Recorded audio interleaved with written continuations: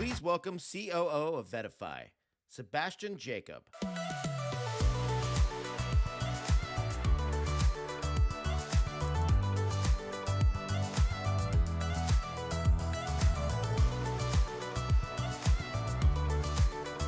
Good morning, everyone.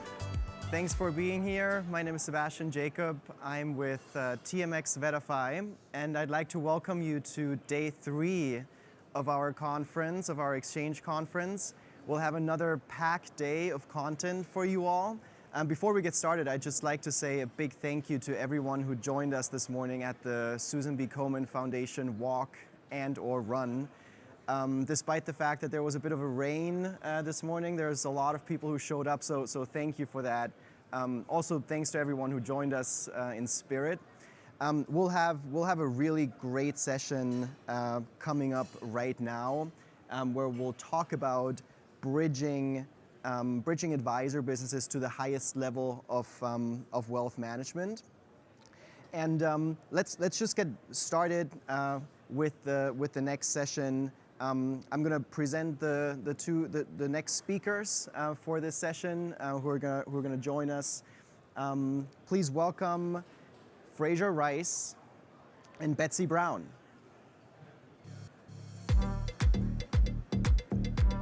Thank you.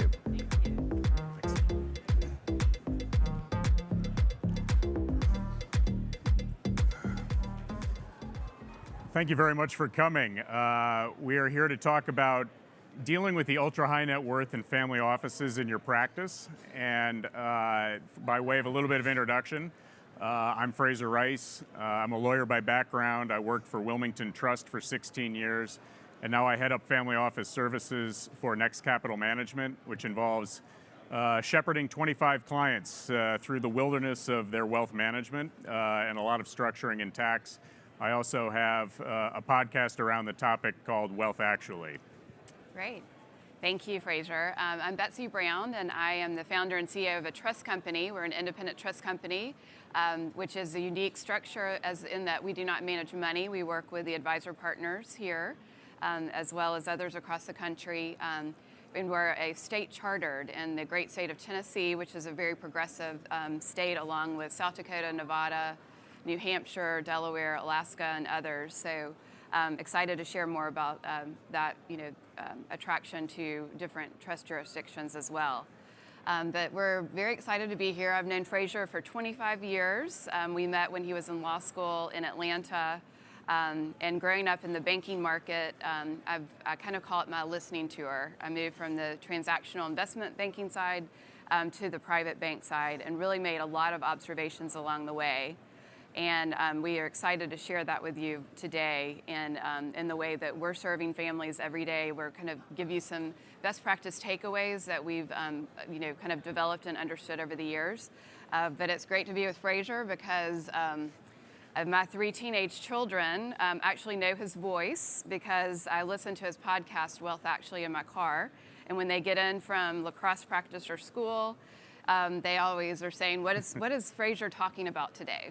And they call him the professor because he can take very complex structures and explain them in layman's terms. So I think you'll enjoy hearing from him today. So one of the things that's important to realize is, what does the term ultra-high net worth or family office mean? Definitions can be elusive, but for the purposes of what we're talking about here, I think you're talking about clients that have taxable estates that are well over $25 million. Family offices, that means a lot of things to a lot of people. That can be the internalization of different functions like investment management, administration, trust administration, those types of things. As a foundational component, I think we're talking, at least in the world of the kind of the $50 million client, where they aren't thinking as much about whether they're able to fund their retirements, but they're thinking beyond their own lives to their legacies, do beyond them. Right. So really today we want to leave you with, let's see, we can see that, 5 takeaways, just really thinking about the, as you think about the concept of going up market or expanding your practice into the ultra high net worth or the family office market. We want to think about just some of the concepts that are important and takeaways. And I think I'll start with a story because it's really important how, to tell a story. And it was a pivotal time during my banking career where we had just worked through a transaction with a family, a liquidity event. They were setting up a family office. We were sitting in a family room in a mountain house in North Carolina. And as banks do well, they brought in their wealth management team to meet the family. And they brought their economists and their alternatives director. And they really just jumped into talking about performance and asset allocation. They had not taken time to get to know the family and let them set the agenda. The family was concerned with their son with addiction issues. He was going to become a beneficiary of a liquid trust. They were worried about their grandchild with special needs. They were focused on legacy and the value of hard work and passing that on to multi-generations. And so that was a pivotal moment for me where I really, really focused on listening to what the family had to say, meeting them where they are. And as a result, I've really formed a company around empathy and listening and meeting families where they are and serving as a trustee. And so one gift that I just gave my team is David Brooks' new book. If you haven't read it, I suggest it. But it's called How to Know a Person, The Art of Seeing Others Deeply. And so I gave that to my entire team as their homework over the holidays. And one of the great quotes from that is, wise people don't just possess information, they possess a compassionate understanding of other people. And so that's really about we talked a lot yesterday, we talked a lot about the technical side. What we like to do is focus in on the empathy side and really understanding and meeting families where they are. And so transitioning from the transactional mindset to a relational and then moving on to that stewardship position and advisor within a family is so important. I think that word stewardship is important because I think we're all used to dealing with the word fiduciary, and it's the difference between fiduciary with a lowercase f and fiduciary with a capital letter. Ultimately, when we're providing advice on an investment management component, we're saying, oh, you should be in a this or that, we're reducing risks, et cetera. Stewardship really involves helping a family understand the purpose and the function of their money over the long term. As an advisor and in dealing with the ultra high net worth and the family office space, that's really what they're most concerned about. The performance issues are going to be less in their mind, and if you cast yourself in that role, you're going to be left in that role. And I think if you can help people, as Betsy says, meet them where they are and to deal with the problems that they have, you're going to find yourself having a lot more conversations about what the family needs, what its challenges are, which can range from anywhere from education to addiction to special needs to divorces, et cetera, to situations related to family businesses. And I think one takeaway here is that the closer you can get to the advice around the family business and how that interacts with the overall wealth of a family, the closer you're going to be to dealing with the issues that high net worth, ultra high net worth and family office families deal with at a general level. Right, right. So that kind of leads us into our second takeaway, which is understand who your client is and who you're serving. We have to delve into this idea of group decision making. You're not just serving one individual or client, you're thinking about the family as a whole. You also have to understand different structures that are in their governance structure. So really becoming a student of the family and understanding those different structures. I encourage you to really learn about the private family trust company concept, which has become more and more popular. And families are establishing and chartering those in different states within this realm. There are also so many iterations working with different trust companies and different structures that these families are examining. But within those structures, there are investment committees, there are distribution committees, there are trust protector committees.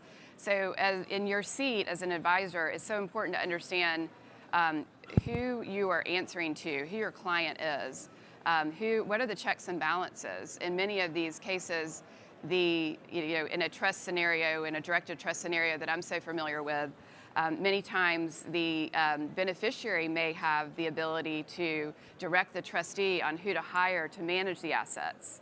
In some cases, it's a special purpose entity, a group of people who are making that decision. In some cases, it's the trust protector who can hire and fire or designate the investment advisor. So it's really important to understand these structures and understand, the checks and balances and who has the ability to engage the advisor or, or change and look at other different advisors. So I think it's an important study. One way to tie that up into something that's different from people who deal with a practice in the 0 to 5 million space, et cetera, is the concept that when you're dealing with ultra high net worth and family office clients, you're dealing with multi-stakeholder, multi-time horizon clients. So one of the things I think that's important is understanding that you can see this in a trust capacity where you'll have people who rely on the trust for current income versus people who are going to rely on those assets in the future. You as advisors have to be extremely facile with that particular issue because you don't at that point have one distinct client who's worried about retirement. You have a structure that is worried about the needs and wants of many different people. To that end, the multi-time horizon component is important too, because if you're dealing with somebody who needs to have their money last for another 20 or 30 years, that's different from people who are making 50 to 100-year decisions with the money and structure and tax situations and those types of things. So that's something you have to distinguish when you're deciding whether to get into the business or not. Mm-hmm. Right. And I think that it's just so important as you're building your ecosystem. Frazer is a great example of someone who's in my wisdom council. And so if you put this loose group of individuals, many times families have multiple advisors surrounding them, from their estate planning attorney, their tax specialists, their insurance specialists, their advisors. And so thinking about that's their inner circle, but you need to cast a wider ecosystem. And so I think about that. So I made a list of things that I've done since the beginning of the year. I've connected with a care manager to help a client with their aging, individual to get in-home care. I've negotiated a detox and rehabilitation facility kind of fee structure for a beneficiary. We've sourced a appraisal of a rare wine collection. We've also connected trying to transport a 50 car kind of antique car collection to auction. So if you've got your inner circle of your ecosystem and your referral network, but then go out one other level and add an additional circle of individuals who you can surround yourself. It might be valuation experts, it may be appraisers, just different individuals, care managers, individuals, and just get to know them and have that network available so that you can go deeper with your family and truly, truly be an advisor in the truest sense. Just as a different example of that, getting deeper with the family and sort of advising around different issues that will pop up in that ultra high net worth and family office space. An interesting way to get to the next generation, I think, is to become a real expert in the family law prenuptial world, because ultimately that is going to be the first and the most important decision that the next generation makes. And if you want to be relevant to that generation, that is a fast way to do it and to help bridge the gap in negotiating prenups, in understanding what the issues are and relating to communication of value and values to the family and beyond. That's just a little pointer, I think, as you're developing your practice. And if you want to go up market or in many ways retain your current clients beyond that first generation, that's a fast way to become relevant quickly. Mm-hmm. Right, and with the potential sunset, these potential estate tax exemption sunset, we're going to have more and more discussions around trust structures and estate planning structures and gifting. And so just understanding exactly what does a trustee do. Choice of trustee for your families and helping them through that journey of understanding the choices. I like to put it in 3 different categories. You've got your bank, which is pretty much a one-stop shop and may serve as trustee, advisor, all-inclusive for a family. You have an individual, which could be a family member, it could be a family friend, or an individual professional, so that's a bucket.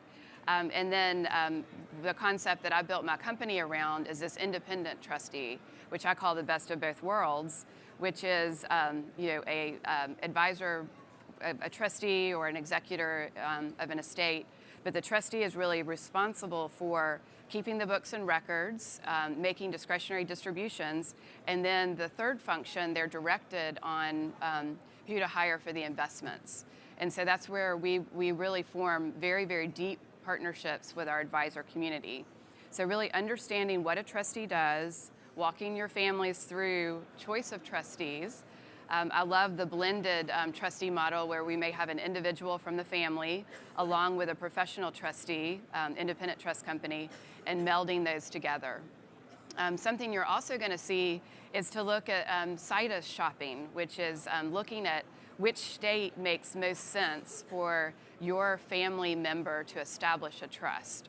And there are great states out there. Of course, I hail from Tennessee with zero income tax and also very attractive and progressive trust laws and asset protection. So that asset protection goes into some of the conversations around prenuptial planning, protecting your younger generations, and just putting guardrails into the structure. As you're aggressively gifting, you want to put them into structures that will be safe and last for multi-generations, potentially. I hail from New York, so it's the exact opposite there. Point 4, which I think is interesting, is developing an accounting spine. When you start really moving up the ladder, job 1 is really having a good understanding of where the assets are, what the balance sheet looks like, and advising around that. I think the investment advice oftentimes can be beside the point, but understanding asset location, why things are in different buckets and how they're in different buckets, how the cash flows work, how you report on them. And I think this gets beyond sort of black diamond and ADAPAR reporting. I think this goes into balance sheet / double ledger accounting types of reporting that the ultra high net worth are used to in dealing with family businesses. The best family offices that I've seen have a really good handle on what they have and what they own and why they own it. Mistakes in locating those assets or understanding the function of those investments can be really expensive, and ultimately it turns into a quagmire where decision making isn't very coordinated. As an advisor, if you can step in and be helpful on that front, either on the reporting aspect or on the how and why things are owned, you're adding value above and beyond sort of typical asset allocation and which mutual funds to put things into. Mm-hmm. Yeah, and so to think about another concept, I have a passion for beneficiary education, so helping the beneficiaries of trust structures actually understand their responsibilities. And I like to acquaint it to traditionally, sometimes bank trust departments were like the Wizard of Oz, so they did everything behind the curtain and everything was a mystery. And so we're really disrupting that market by saying transparency is really important. Education of beneficiaries is very important because we want them to understand their responsibilities. The trustees have significant legal responsibilities, but also a beneficiary has responsibilities to make it a great true partnership.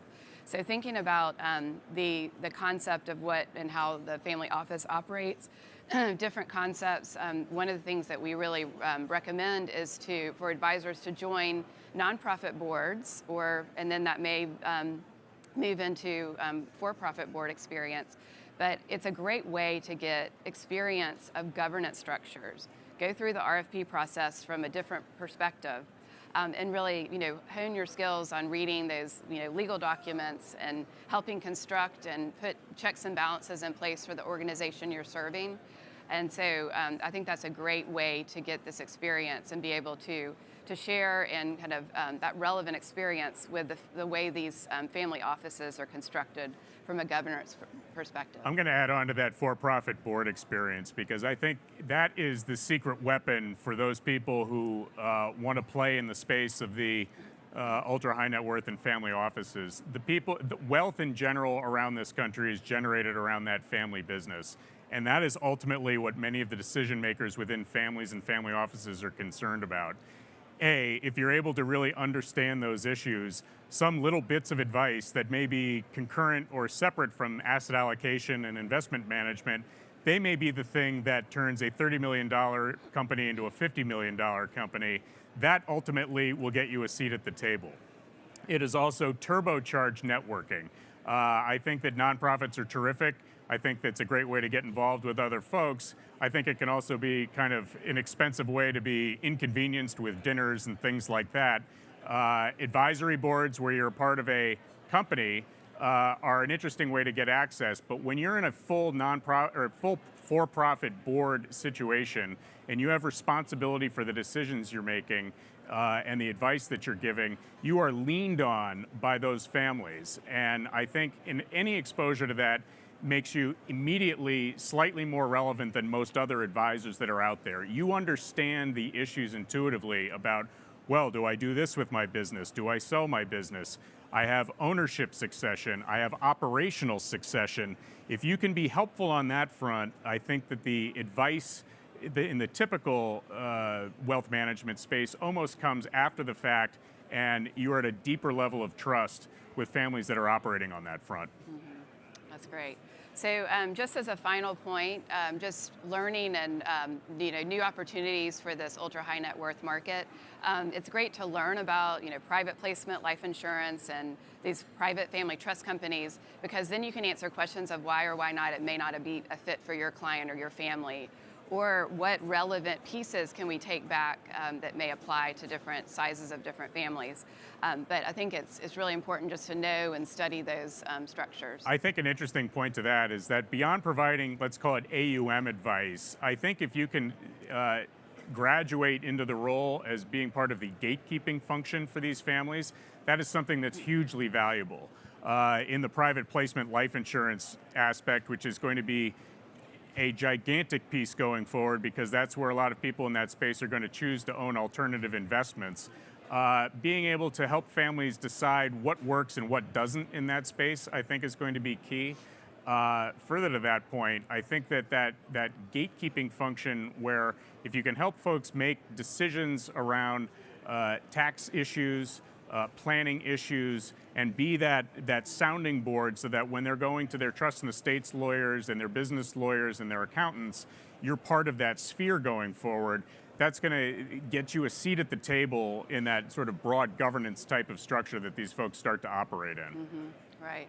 And so something that also I stand on this soapbox quite a bit, but I see so many times where families go through a very expensive estate planning process with an attorney, and then it's put to bed.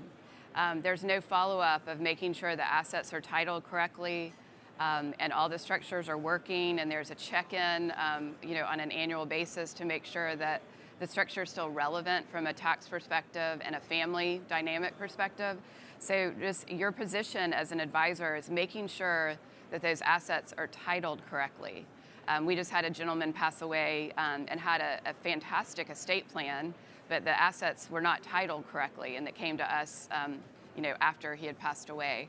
So I think that's really important. We tend to do fire drills with families, and we're working with them prior to death, where once every 2 or 3 years you have a fire drill, and you go through the process and you determine what happens and how everything is titled and what structures and where everything goes and what the contingency plans are, because families are going through a very emotional time. I always quote Bruce Feiler's book, Life is in the Transitions. So I feel like my life work is in transitions, and it's with a very difficult time when someone's lost a loved one. It's an emotional time for the family, so we have to really step in and be technical and structured with the appropriate level of empathy. But also on the flip side, a family may go through a liquidity event, which could be a celebratory event. But sometimes that family's losing their identity with that business, so you also have to show that compassion and empathy in those scenarios as well. So I feel like we're working through transitions with families, and there's quite a bit of stewardship that goes into that role. Just a couple of thoughts. We only have a couple minutes left. As you consider getting into this market, a danger that happens with many firms is the concept of scope creep. I think it makes a lot of sense to pencil out who is doing what at your firm and what functions that you are trying to fill in on. It can be very expensive. It can be embarrassing if you don't push through on promises made. And so really putting pencil to paper, understanding what you think you want to be good at, and making sure that you're staffed in that role is key. I think the other part, too, is understanding in depth. I think that role of what an accountant does and the tax ramifications of these decisions, I think that's going to help pull your practice up, even if you don't necessarily opine on that officially. That is where the alpha is going to be in the wealth management space. And I think that's going to sort of sink down to the RIA level as people try to gain more and more relevance with larger situations. Right. And we talk a lot about going up market, but it's not always, the grass is not always greener going up market, because there's significant market margin compression in that realm. Negotiation with family office principals and other matters, and so sometimes that's not as as a sweet spot. So we just encourage you to find your relevant area and really focus on that. But I think there's so much to be learned from the different structures of governance structures and trust structures that these high net worth families and family offices are constructing. And so we're going to be seeing a lot of discussion around spousal lifetime trusts and grats and gifting and education trusts over the next 18 months. One last point. I think it's not realistic to walk into a large family situation and expect to get the full wallet, the full asset allocation. To the extent that you can develop some expertise in different sleeves, I think that's a great way to have family offices in larger situations give you a try. And then as you gain trust, as you gain credibility with that family, you can back into broader mandates. And then you can really start to get scale, because if you do well with one, the word really gets out and it turns into its own marketing for you. Mm-hmm. Great. I think that's it for us. You need to contact us, so please reach out. We'll be here after the session today, and please reach out. You can see Frazer's book, Wealth Actually, as a great resource as you're exploring some of these concepts as well. I get sort of laughed at for social media things. It's very fast to get me on Twitter, and my handle is up there at Frazer Rice. And again, I have a book and a podcast around these topics, and I'm always happy to talk to advisors around this subject. It's a great avenue for growth. I think you have to be a little bit careful and thoughtful ahead of time, but it's one client can really turbocharge your firm and take you to the next level. Right. Thank you. Thanks.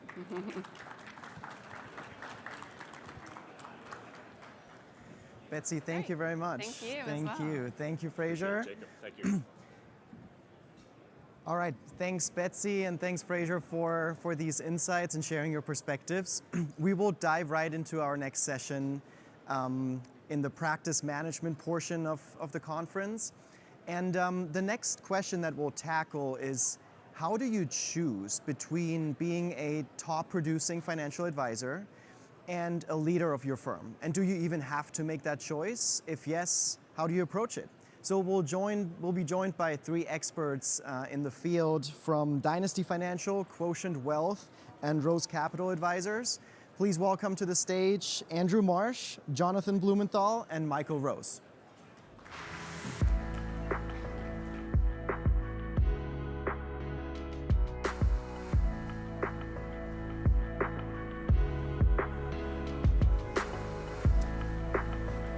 Hello, everybody. Hello. Nice to see everybody this morning. Everybody can hear me okay? It's kind of weird with these headsets. So I'm Andrew Marsh. I'm Vice Chairman of Dynasty Financial Partners. I'm here with Michael Rose, Jonathan Blumenthal. Jonathan, let's start with your intro first. Why don't you introduce yourself and your firm? Thank you. Good afternoon. Good morning. My name is John Blumenthal. I am co-CEO of Quotient Wealth Partners. By way of background, I've been doing this for 24 years. I've got a bit of an interesting story. I've led firms in just about every type of environment that you can lead a firm in this industry. I've led an independent broker-dealer office for 10 years. I worked with a roll-up from start to finish, from the beginning of the roll-up to the sale of the roll-up, and worked for a large wirehouse for 4 years. So we've just launched Quotient Wealth Partners 4 months ago. So I'm just getting my footing now in the independent RIA space without any structure or background other than the great people at Dynasty. Thank you. Michael? My name is Michael Rose. I'm the founder, managing partner of Rose Capital Advisors. We're a boutique RIA located here at Miami Beach. I've been in the wealth management business for 27 years. Similar to Jonathan, I've worked at various organizations from large wirehouses in New York City, small independent broker dealer, and then 2012 launched Rose Capital Advisors. So we have someone that's just recently launched in the last 3 or 4 months, and one that's been launched for 10 years. For me, I'm Canadian. I spent 15 years from 2005 to 2020 founding my own independent firm, growing it to $34 billion in assets with 1,000 employees until we went public. I've just recently joined Dynasty in the last year as vice chairman. One of the key areas I work with Dynasty on and our clients is this advisor to CEO program, where we work with a lot of our clients who are learning that there's a difference between being a great advisor and learning how to become a great CEO. So from my experience, when you're a leader of a firm, whether it's an RIA or any firm, you're always thinking about where the best use of your time is. And a lot of cases, you find yourself at a crossroads in terms of, should I be focusing all my time on business development? That's what made you great in the first place. Or should I be spending more and more time as a CEO running the business? And we've got a slide here that we've created that sort of shows 3 lanes with a subject line of, pick a lane. And the good news is, there's not just 2 choices. There is a 3rd choice, which is, do nothing. Each choice, though, leads to decisions that you need to make around the structure of your firm to facilitate what lane you choose to be in. So, Michael, I know you've been a client of Dynasty for 10 years, and you've participated in the Advisor to CEO program, and I feel like you're further up the curve of this thought process. So maybe you can talk about where you are, where you see yourself currently, where you need to be, and how you're looking at this. Sure. So we were backstage, and Jonathan was saying, I'm 100 days in. I really don't know what I'm doing, and I said, don't feel bad. I've been, launched my firm 10 years ago, and I'm still figuring it out. So I think what everyone has to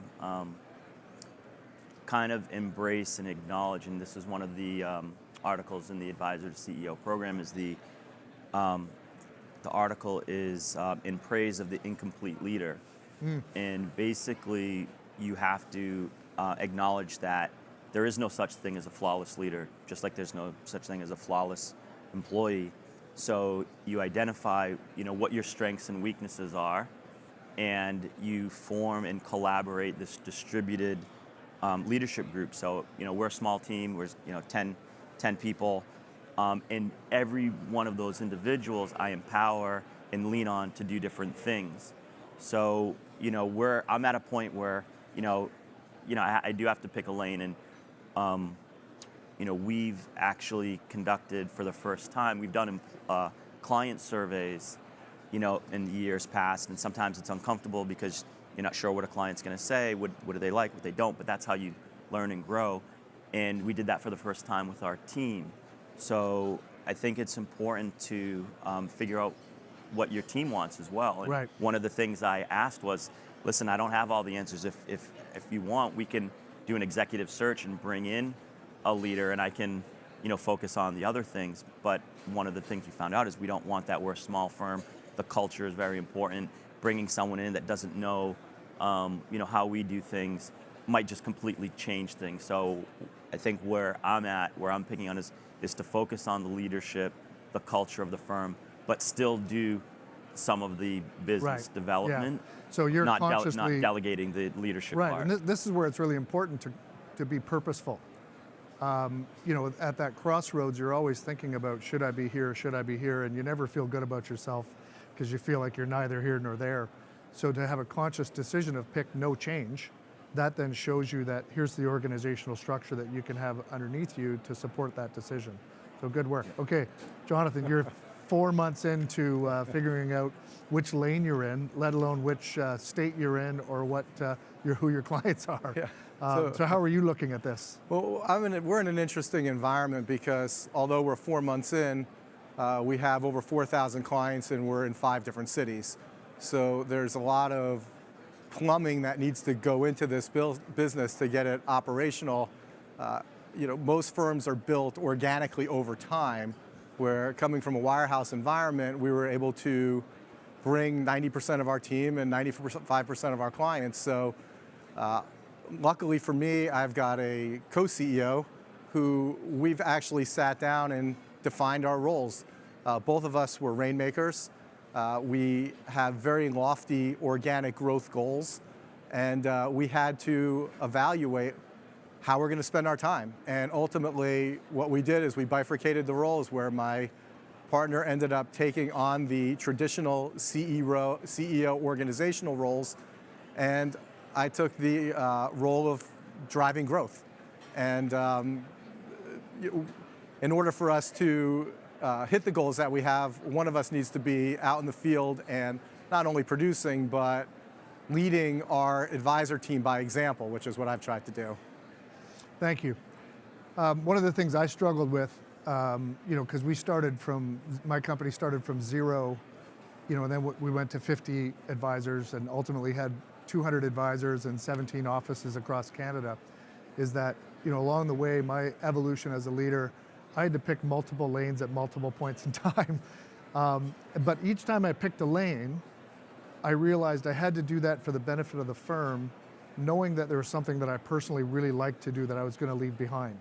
So as you guys thinking about what lanes you need to pick and where you need to spend more time, where do you each personally feel that you might have to give up something that you currently love to do for the sake of the growth of your organization? Jonathan, let's go with you first.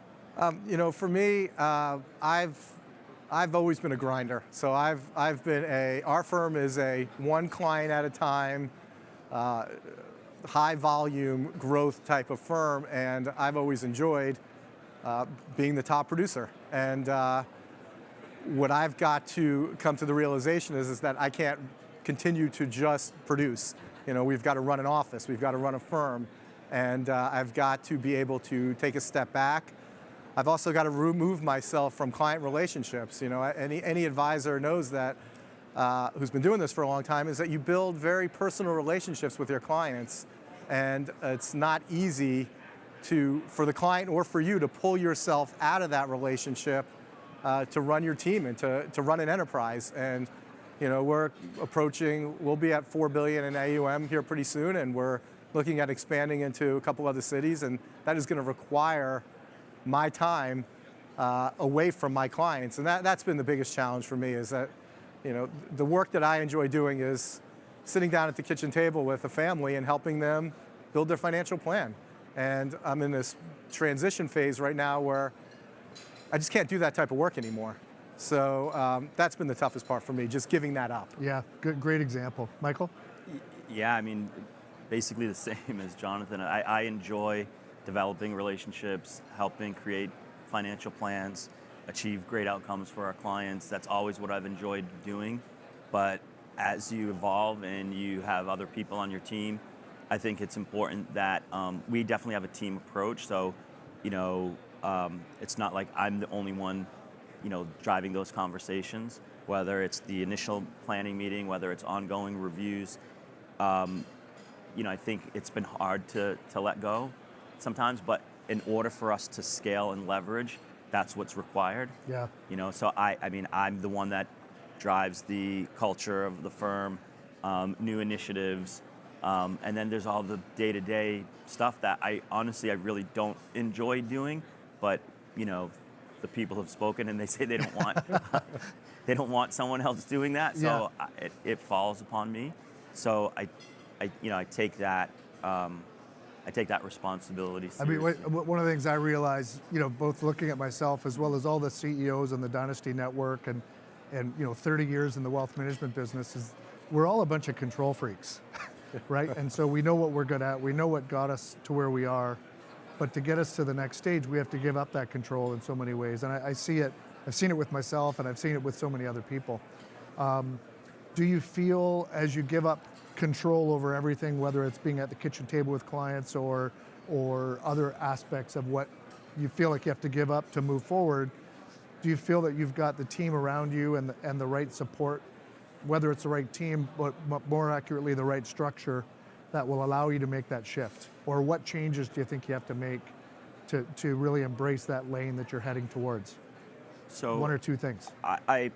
I think we do have the team. We have a great team. It's a small team, but it's really dynamic, and I think we're high performing given our size. I think one of the things as a leader you have to realize, just like as an advisor, that you're dealing with human beings, and human beings are complex individuals, and they're also emotional, right? So as an advisor, one of the things we always say is, behavioral finance, don't buy high and sell low, don't freak out, stay invested, be disciplined, right? But, I think Mike Tyson said everyone has a plan until they get punched in the face. Right. When a bear market comes, people freak out, right? So it's easier said than done. Don't get emotional about your money. Well, what about your employees? This is their career. How emotional do you think they're going to get about things? So I think communication is super important. As much as I try to communicate, that was one of the biggest feedbacks is there's not enough communication, whether it's at a group level or on an individual level. So we're doing something that's just, there's no perfect blueprint or roadmap. Every firm is different because all of the people are different. Yeah, that's a great point. And I think one of the things I learned was, as leaders, we see that we have to be infallible and we have to act like we always have the answers or have the plan.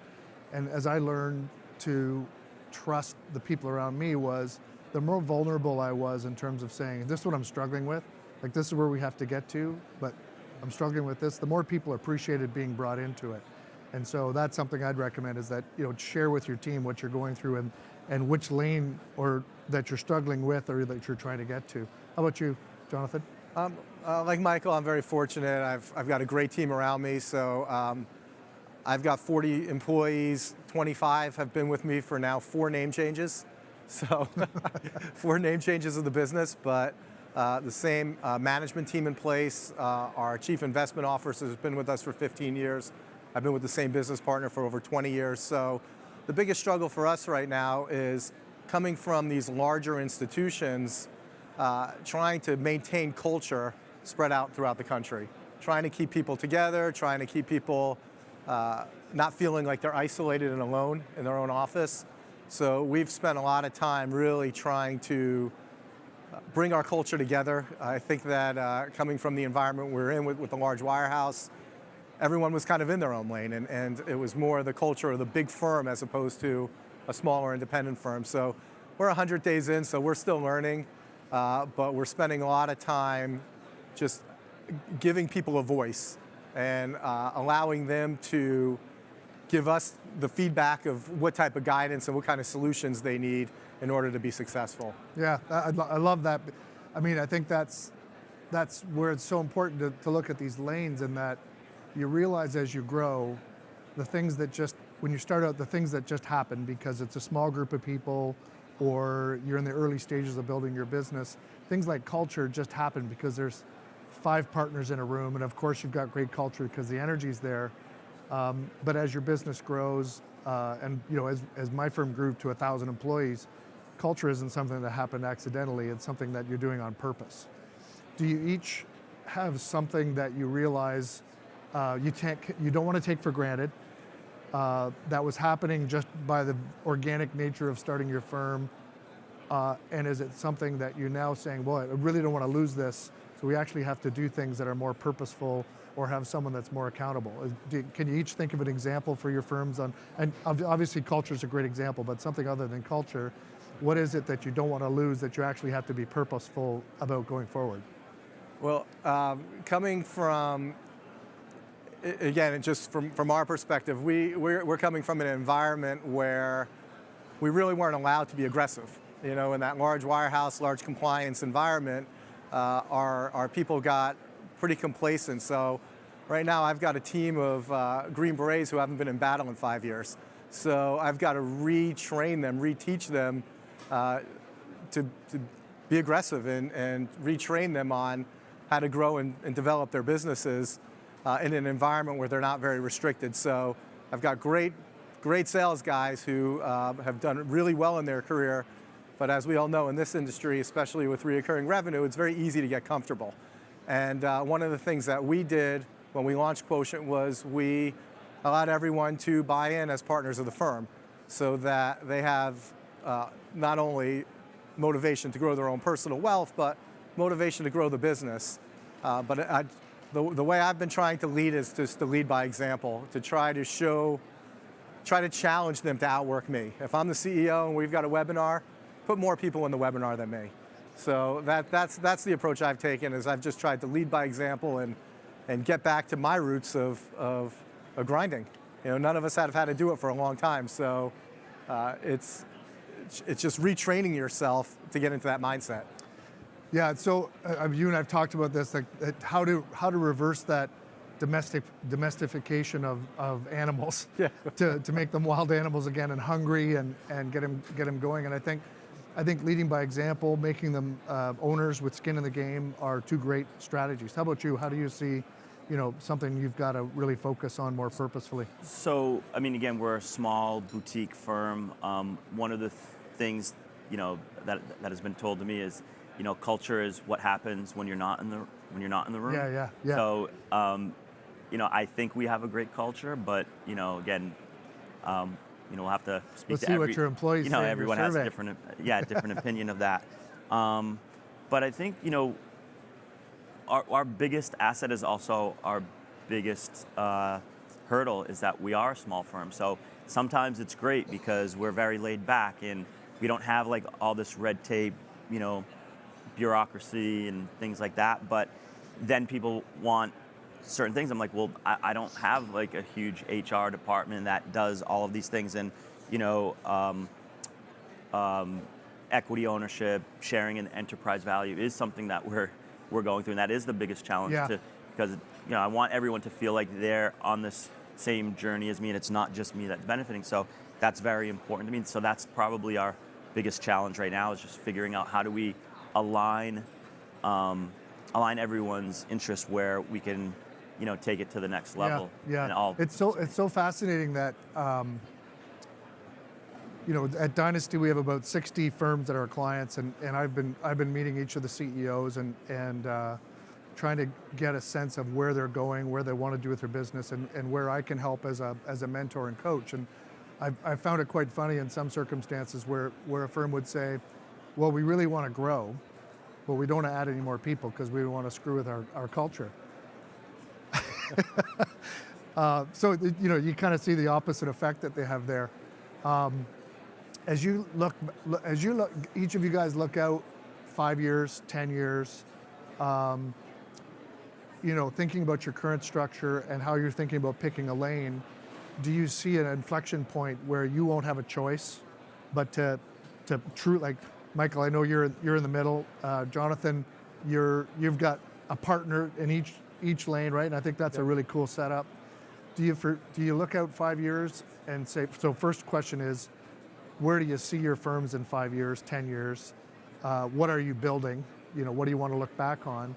And do you see yourself at an inflection point, but that you have no choice but to make a choice in picking a lane?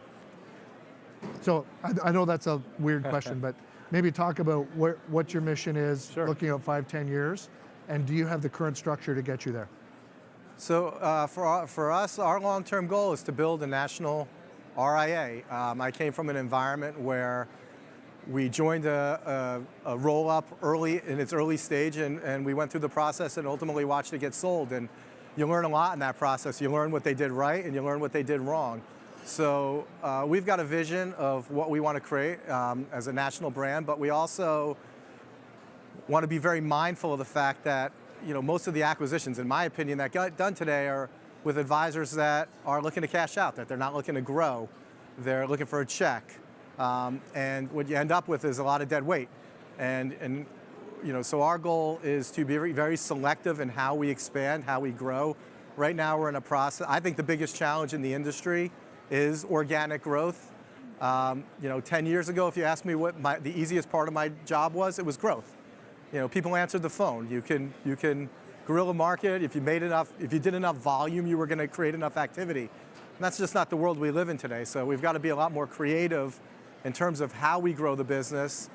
And I think that once we prove that concept, then I think we'll be able to attract really strong advisors who aren't looking for a check, but they're looking for a growth opportunity. They're looking to take that business to the next level. And if we can provide the infrastructure to do that, I'll be honest with you, Dynasty's been fantastic in helping us build the infrastructure to ultimately scale that business. So when we came to Dynasty, we laid out a business plan of what we wanted to accomplish, and we've just been working down that path. So I think that you got to have a great partner. It's very difficult to do on your own, and you've got to stay disciplined. So those are the things that we're trying to accomplish. But you know, long-term goals, we want to, you know, be an industry player and be one of the larger RIAs that people think about joining when they want to continue to grow their business, not cash out their business. Yeah, and I think hearing that, Jonathan, one of the areas that I think we can help with as our advisor to CEO program kicks in with you guys is I think there's a tendency to think, okay, we got to get back to growth, we got to get going, let's work harder, let's work harder, let's work harder. And I think there's going to be an opportunity at some point to look at your structure to work smarter. Instead of adding more soldiers in, there might be a different and more efficient way to structure your business to facilitate that organic growth. And that'll be an interesting project for us to go through. How about you? What do you see? So, I mean, we've always been focused on organic growth. It's never been, you know, a vision to be a serial acquirer or be in the M&A business. Because I think if you want to do that, that's what you have to focus on. Yeah. That's not one of the lanes that I'm in. Right. But with that said, I don't think it's an either-or situation in this day and age. There's just so much going on, so much activity.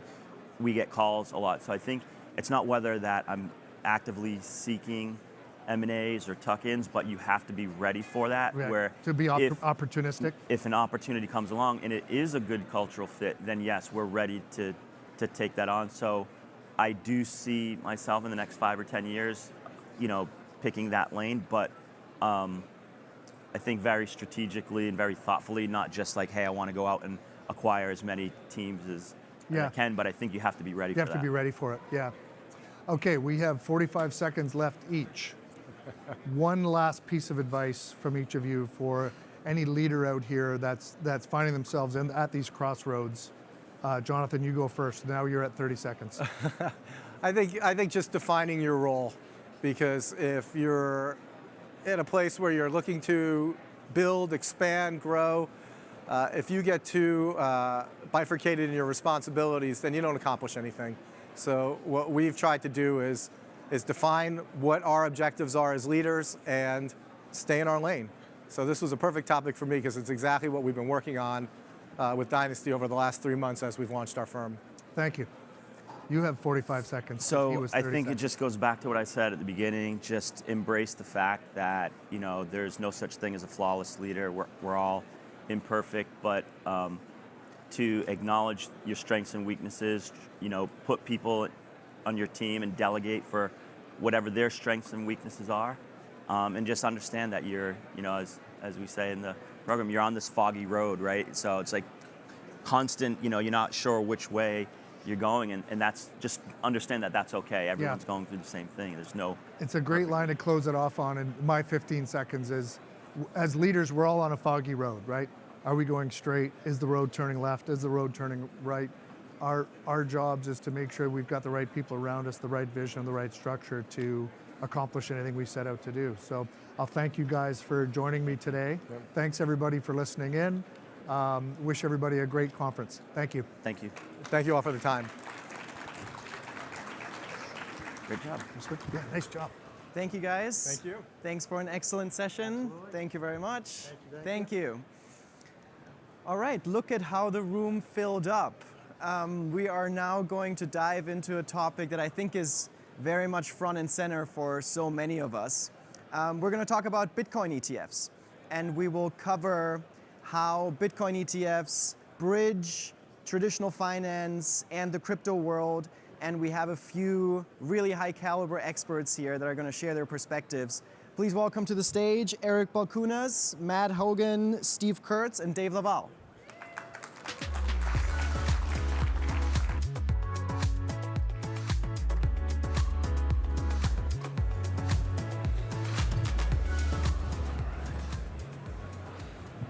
Good morning, everybody.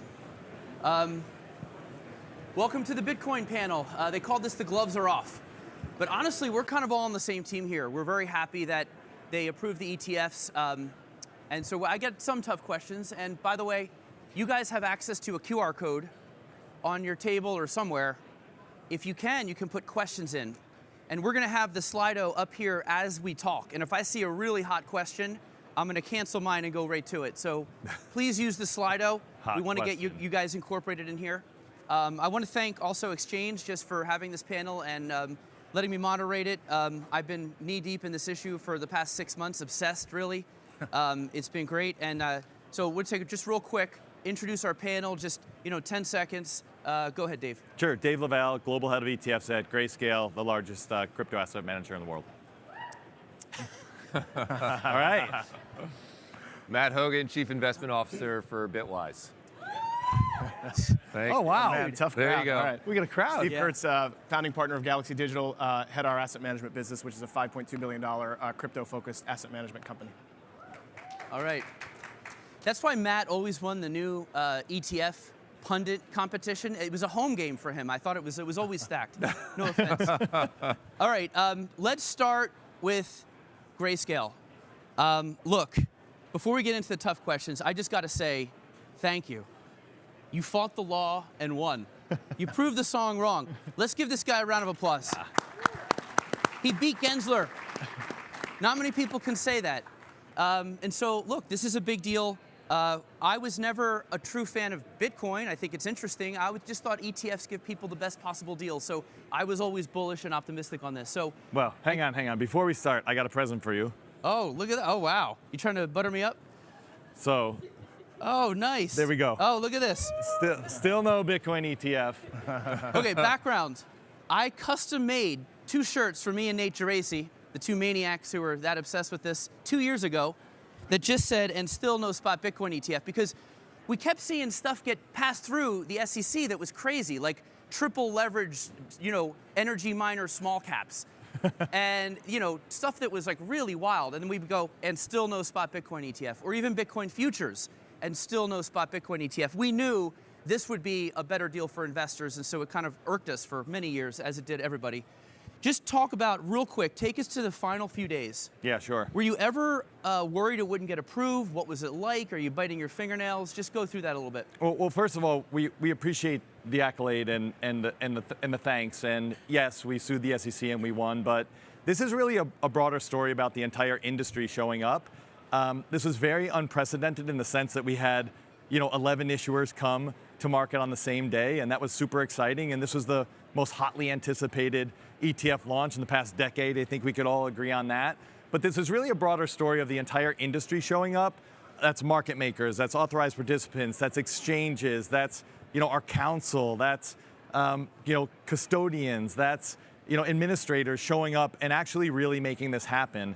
And the 2 weeks leading up to the launch, and the 2 weeks leading up to the holidays and the 2 weeks after the holidays, that month was a lot of people in a lot of different seats putting a ton of work and energy into this, and the industry made it happen. So investors who had been clamoring for this and asking all of us for this are the beneficiaries of the entire industry's hard work, and we're happy to have gotten to this point. It's a real win. Also, while we're thanking people, I think we should thank Eric. More people in the U.S. now know what a 19B4 is than in history. That's true. That's true. Thanks, Eric. It's funny, now the 19B4s are for the options, but it's too soon. I just cannot deal with those S1s and 19B4s for at least a couple of weeks. Okay, now for the tough question. Yeah, sure. What's with the fee? Yeah, look, it's a fair question. It's a question we've gotten asked a lot. This is about investor choice, and this is about differentiation. And we came to market in a very unique position. We have a 10-year track record. We have been operating as a crypto asset manager with the largest spot Bitcoin product in the world. And it's about optionality for clients, and it's about choice for clients. And fee is one aspect of a decision that clients can make. And if fee is most important to them, then that's their choice. But there are other considerations around implicit cost and liquidity and track record and the size of the fund that are also very important to ETF investors, and you would know that. And so we're very happy to have investor choice, and we're very happy to have other issuers bringing products to market, and we're very comfortable where we are. And Matt, as an former ETF analyst, the fee wars, I thought we'd be 40-50 as the sort of median right now, and we might get to 20 after like 2 years and Schwab and all this, but we're already at a sort of Vanguardian Schwab level. It was like 2 years of fee wars happened in 2 days. Yeah. You were part of it. You adjusted your fee a few times. What was that like? Yeah, well, fees are really important to investors. So we were excited to launch with the lowest fee of any ETF on day one at 20 basis points. But I think when you compare it to gold, you're maybe overlooking something that should be obvious, which is that crypto is a lot more efficient than gold, right? I wrote about this the other day, about $100 million of gold weighs 3,000 pounds and has to be moved by forklift. We're doing 100 million of inflows a day. So think about the physical act of custodying that. $100 million of Bitcoin you can store in your head with 12 words and move at the speed of light. So of course it's cheaper, it should be cheaper. It's half the price of gold. And these are phenomenal products. And from the outside, I know you're more native crypto. These are ETF people turned crypto. Yes. But as a native crypto person, what did you think of the couple days before? The fee war and everything and the attention everything was getting. What was your view? Well, the most native crypto reaction was the one to the unfortunate tweet by the SEC 24 hours when we were launched, before we were launched. So that was obviously something that crypto Twitter got excited about. But on the fee side, look, we're partnered with Invesco. So the Invesco Galaxy Bitcoin ETF is that partnership. And you could say we rolled out the first grenade. I mean, we started with the 0% fee waiver, and that cascaded into much lower fees. That's just the game theory of having 9 really competitive companies going for the same end goal. What I think as a crypto native person is it's good for Bitcoin. I think it's good for investors through the ETF wrapper. And I think the fees, when you really think about it, it was the only outcome. It was just a matter of when, not if. We saw this happen a little bit. We were on a lot of the platforms in 2021 when they put the private Bitcoin funds on platform, and you had the same dynamic. The fees went from 1-2% down to 75, 50 bips within a few days leading to launch. So much smaller scale, but the same dynamic. So we weren't very surprised. Yeah, and I think, look, a rising tide is going to lift all boats. I think we're all in the same camp here. And the reality is that there's, 10, 11 issuers out there that are accessing the broadest range of investors. And yes, it's unprecedented in the sense that we all came to market at the same time, but it's the same old story of ETFs, which is bringing a new asset class or a new exposure into a trusted wrapper that is democratizing an asset class and making it available to the broadest range of investors in a transparent and very equitable way. And I think we're all singing that same song. Okay, so day one, we have DeFi was a scratch. We have 10 ETFs that launched on the first day. As an ETF analyst, this is fascinating. There's never been anything like this. Normally there's one to market that starts it and then others follow. And so this was a crazy experiment. And honestly, they blew away my expectations, especially in the first month. I'll give you the numbers. So it's the 9 ex-GBTC are 10 billion in flows. If you throw in GBTC, you're still at plus 3.2 billion. For context, it took GLD almost 2 years to get 3.2 billion. So they did that in a month. Even at inflation adjusted, that is a ridiculous number. And then the volume, 38 billion for all of them in a month, and 20 billion just for the 9. So Matt, you've seen ETFs launch for many years. Just talk about, where did this rank in terms of your, or I guess in terms of your expectations versus what happened? Yeah, these are the most successful ETF launches of all time. I actually think it's wrong to take away all of the GBTC outflows because some of that was inorganic. It was the FTX estate, it was hedge funds that were doing a premium arbitrage trade. When you think about the actual investor demand, it's much more than that 3, it's more like 6, which is more than any ETF has gathered in its first year. And they did it in 1 month. And I actually think there's going to be a secondary acceleration in a few months when these get onto national account platforms. So I knew there was going to be significant response, right? We've built a business at Bitwise serving financial advisors for 7 years. For 7 years, they've told us they wanted an ETF. But this is even larger than I expected. And again, I think there's a secondary acceleration that's coming in a few months as we penetrate into national account platforms. Quick follow-up on that. So I have a theory that part of the reason the launch got that much money, and I agree, GBTC, you can't count all those outflows. Some were not money going into BTC long. They were like prop traders and FTX. So if you go with 5-6 billion net, I think that would only be half if only one issuer launched. In other words, the competition created such hustle, it like lit a fire under everybody's butt basically. Because you're at the starting line, you got BlackRock over here, Fidelity over here, you're like, damn, we better get our act together and try to get all of our friends and family, all of our clients notified. Was that was that hustle factor maybe worth at least 50% extra? I think the hustle factor is real. These were among the best executed ETF launches across all the firms that I've ever seen. As Dave said, they all worked flawlessly. Yeah. But I also think having all these well-established firms talking about Bitcoin, makes it more widely available, makes it go mainstream. At Bitwise, we have 20,000 conversations with advisors every year. But if there are 10 of us, that's 200,000 conversations. So it's just accelerated the mainstreaming of Bitcoin in a major way. Yeah, and go ahead. Yeah, I would just say, I mean, our business actually was court appointed to manage the FTX wind down, and obviously we had to go in one direction. So that's a very fair point. I would just say that it's really three legs of the stool, right? It is this access point in the competition, but it's also the story for Bitcoin today.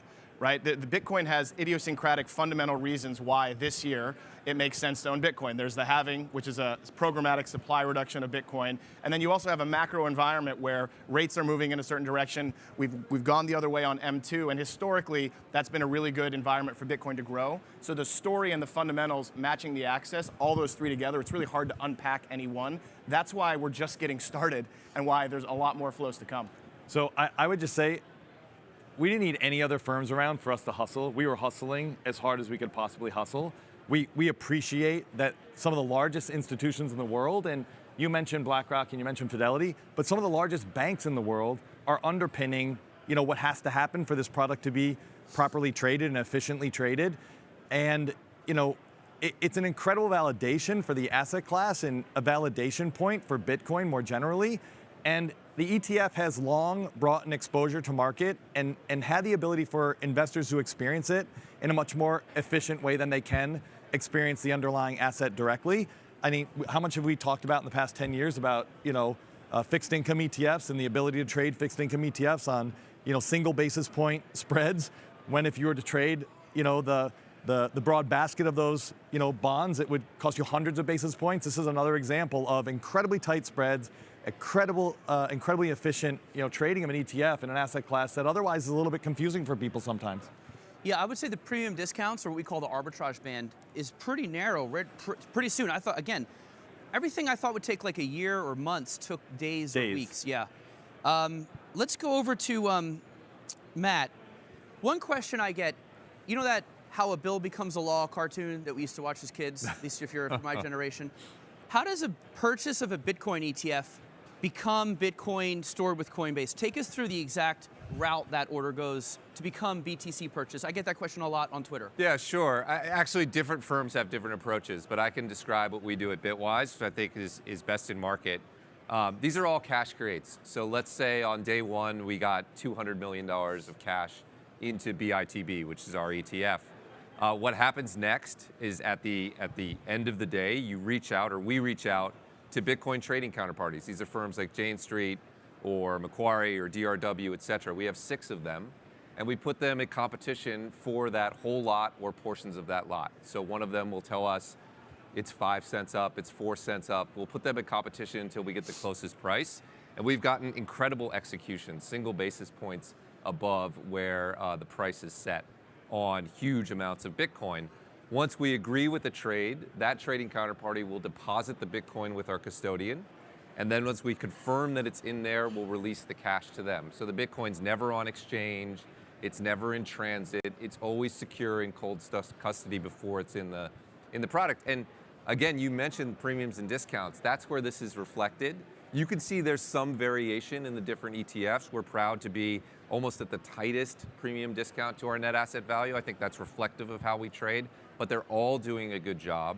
And it works. I mean, it's worked beautifully every day since these launched, handling billions of dollars of Bitcoin purchases. Yeah, I would just layer in there, behaving as designed is precisely the way that I would explain it. And while you did a great job of explaining the creation and redemption process, which is the primary market process of creating more shares in ETFs, and the converse would be, kind of destroying shares or the redemption process for everyday individual investors, you are going to an exchange and you are sending in cash and getting shares in return. And what happens on the back end of that in the form of creation redemption is happening exactly the way that it happens in other cash create redeem ETFs.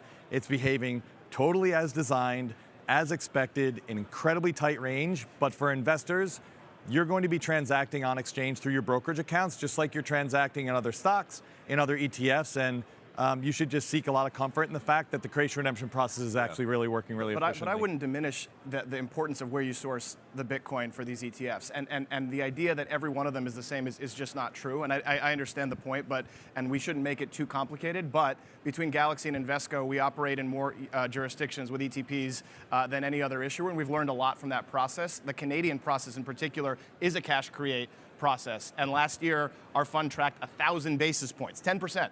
In our Bitcoin ETF better than the next competitor. That's not going to be the case in this 9 because it's a much tighter field, but it does show you that this total cost of ownership, it's not just the fees, it's how well are the products performing, and what we've learned from our workflows that we're applying to this ETF with Invesco, who of course has done cash create in other contexts, they've been big in the commodities space as an example. That's where the differentiation is going to be. That's going to take a few quarters to play out. You need more data than 3 or 4 weeks, but that's how when you look at the overall field, you should start to think about who should your partners be in this overall Bitcoin story. And in the gold space, let's talk about the custodian Coinbase here. In the gold ETF space, mostly they store the gold in like a major city like New York or London, and everybody's fine with that. But there's a faction of gold bugs who are a little more paranoid, and there's an ETF that stores the gold in Switzerland. Yeah. And it's got $1 billion just from doing that one thing. And I think of that because there's definitely, you get a lot of skepticism. Hey, someone's going to confiscate the Bitcoin out of Coinbase. There's also, usually there's multiple custodians. Here, Coinbase has almost got a sweep of every issuer. Yeah.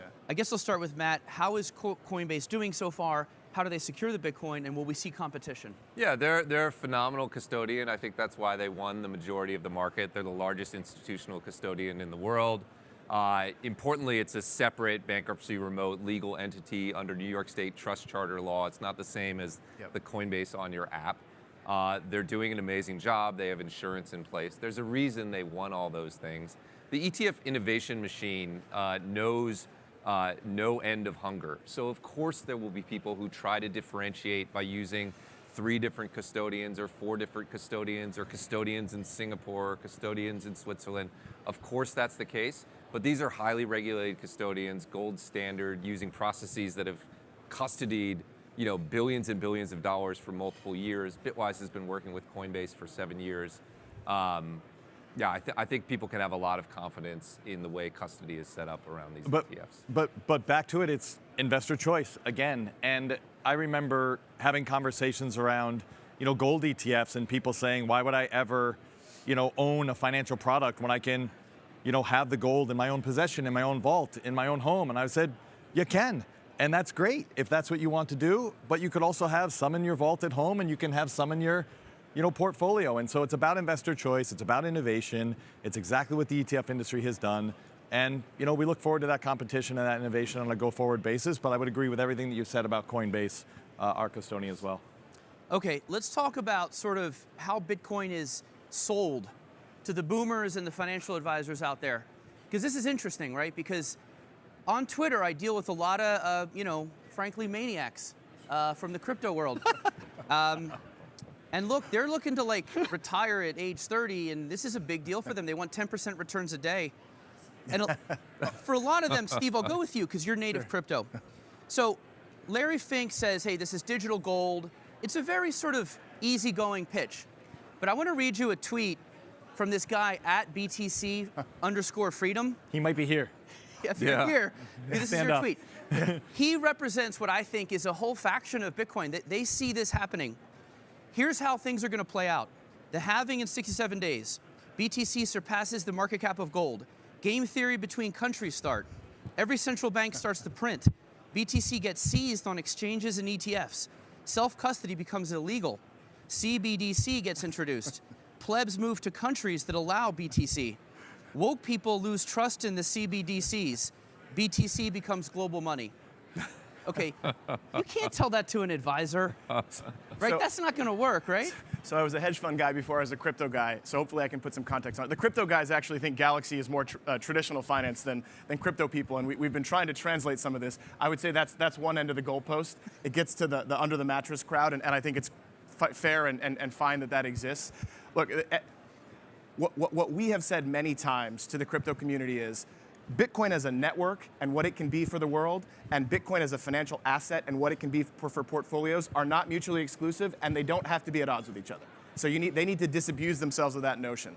We're talking about Bitcoin as a financial asset in FA's portfolios. And from that perspective, what we would say, even as a crypto native, is it's the 25th year anniversary of Invesco's QQQ product. They've stood for innovation. If you look at the math on 1, 3, and 5 year horizons, not only does the total return of putting BTCO improve, but also the Sharpe ratio improves. And so what you need to think about is what other assets, if you put 1% in your portfolio, actually reduce the volatility over every period you could look at.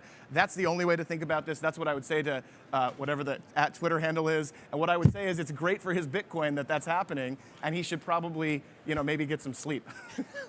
Yeah, get outside, get into a relationship. Yeah, some of those things, yeah. That's what I would say.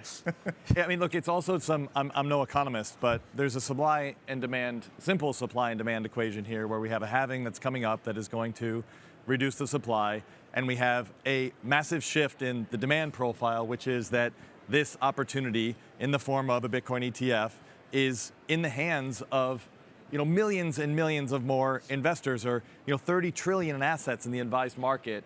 Again, not an economist, but that supply-demand profile seems to be a bullish indicator. So advisors out there manage about $30 trillion, according to Cerulli, who tracks great data on this. So let's think, okay, 1% of that, 300 billion. So gold has 100 billion, gold ETFs. So, but not everybody would go 1%. So our estimate is maybe 100 billion over 5 years. That would put it right where gold ETFs are. Where do your numbers go with this? Obviously, that 30 trillion pool isn't everybody. There's going to be do-it-yourselfers and institutions, but we know advisors are the predominantly crowd for ETFs. So where would you differ from our estimate?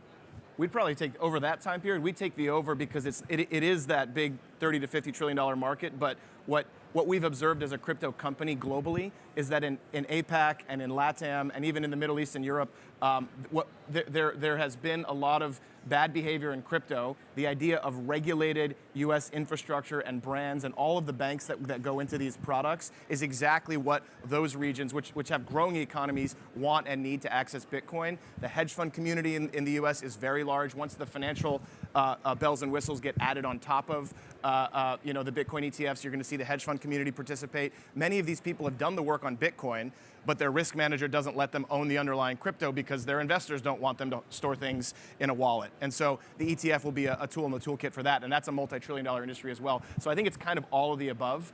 And then you have the wealth transfer that's happening between the boomers and the younger generations all coming together. But one thing I think, I've gone on these crypto podcasts, and they're like, yeah, they're probably going to put like half the money in Bitcoin. I'm like, no. They have the 60-40. Crypto people think that's all like BS. The 60-40 is a scam. And I'm like, no. That money works for you. I'm trying to explain like why stocks and bonds like are actually like make you money. And it's weird. They have no faith in this. They're all into Bitcoin. But for an advisor, you will never get them to give up their 60-40. You're going for a 1-2% allocation, right? You can't go beyond that, right? Yeah, I think most advisors will be in the 1 or the 0 to 5% range. I think that's probably the range. I tweeted about this yesterday. Fidelity and its all-in-one ETFs in Canada, they range from 1 to 3.3%, from conservative to aggressive. That seems about right. When you get above 5%, you start significantly increasing the maximum drawdown of your portfolio over time, which increases your behavioral risk. But at that 1 to 5% level, it's what you said, which is it's pretty great from a portfolio context, no matter what period you look at. It boosts your Sharpe ratio, it boosts your absolute returns. There's actually never been a 2-year period where adding it to your portfolio didn't increase your returns if you rebalanced. even though there are periods where Bitcoin goes down for 2 years because it's not correlated and it has that liquidity in it. So yeah, 1 to 5%. Yeah, and I was just going to say, I would say the same thing and agree, and we've got some research that suggests the same about risk-adjusted returns in the 5% range.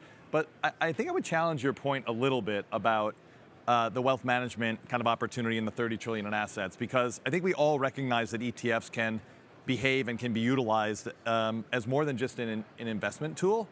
And so I think we're going to see pretty significant assets that come into ETFs as the ecosystem grows, as you start getting products that are, the kind of next generation, or the, options overlays, or some of the other kind of characteristics that we've seen in traditional finance, whether it's, momentum strategies or other factor weightings, or particular factors that are really only, established in, the crypto marketplace. That could be, real growth engines to support the underlying ETFs that have just come to market in kind of first generation form. So I think they're also exposure vehicles, and those exposures can be used by the largest institutions in the world to, take a tactical view on what they're feeling about Bitcoin in a very short time horizon, as opposed to just being an investment tool. I also think we should be charitable. Of course, you shouldn't have, the average person shouldn't have 50% or 20% or 10% to Bitcoin. But to be charitable to the younger generation, take the passion out of it. Well, look at it from their perspective. There's over $30 trillion of debt. They feel their futures are being mortgaged away. There's a real reason that this phenomenon is happening. And putting your head in the sand and ignoring that is not only is that missing the investment opportunity, it's missing the bigger point. Yeah, no, I understand that. I just think sometimes they don't understand, like, that with a stock, everybody gets up, goes to work at the company, and they create value, and it gets passed on to you through dividends. So even if price speculation doesn't do anything, you actually get return. I just think that's lost a little. This was sort of, I wrote a book on Bogle, so that's why I'm so, like, fresh with this information. He hated commodities. He thought, it's only worth what someone will pay for it. Speaking of Bogle. Yeah. Okay, I got a good one for him. I wrote the foreword to that book. I know. He wrote the foreword because I wanted him to grapple, because I've been coming to this conference for maybe 10, 11 years, and Matt Hougan basically was one of the people who started this. It's morphed names over the years. The first conference I ever attended, I'm sitting out here, and Matt and Dave are doing their wonderful State of the Union presentation with their PowerPoint that's like the size of a movie screen. One of the slides has Darth Vader and Obi-Wan Kenobi, and Obi-Wan Kenobi's face is Jack Bogle. So here, they're up there. This is back when ETFs were sort of the underdog, and they're like, yeah, we're going to kill the mutual fund industry, right? And Bogle was like, literally like the savior, right? Yeah. And fast forward to today. Vanguard will not allow BitB and all the other ones to trade on their platform. Why? Because they don't think commodities have value. Well, but you let GLD on the platform. Okay, fine. Well, Bitcoin has no usage. So Vanguard really slammed Bitcoin in the process of kicking them off the platform. I'll get into other platforms in a minute, but just on the Vanguard front, as somebody who had that PowerPoint slide to today, how do you deal with that? I mean, a few things I'll say. First of all, that PowerPoint slide was right. We did slay the mutual fund industry, and Jack Bogle is an investment hero that's put billions of dollars in Americans' pockets by lowering fees. So I stand by that slide. The second thing I say is there is some irony in Vanguard being anti-crypto, in that the world was anti-Vanguard when they launched. They were labeled as un-American, right? There are all those posters.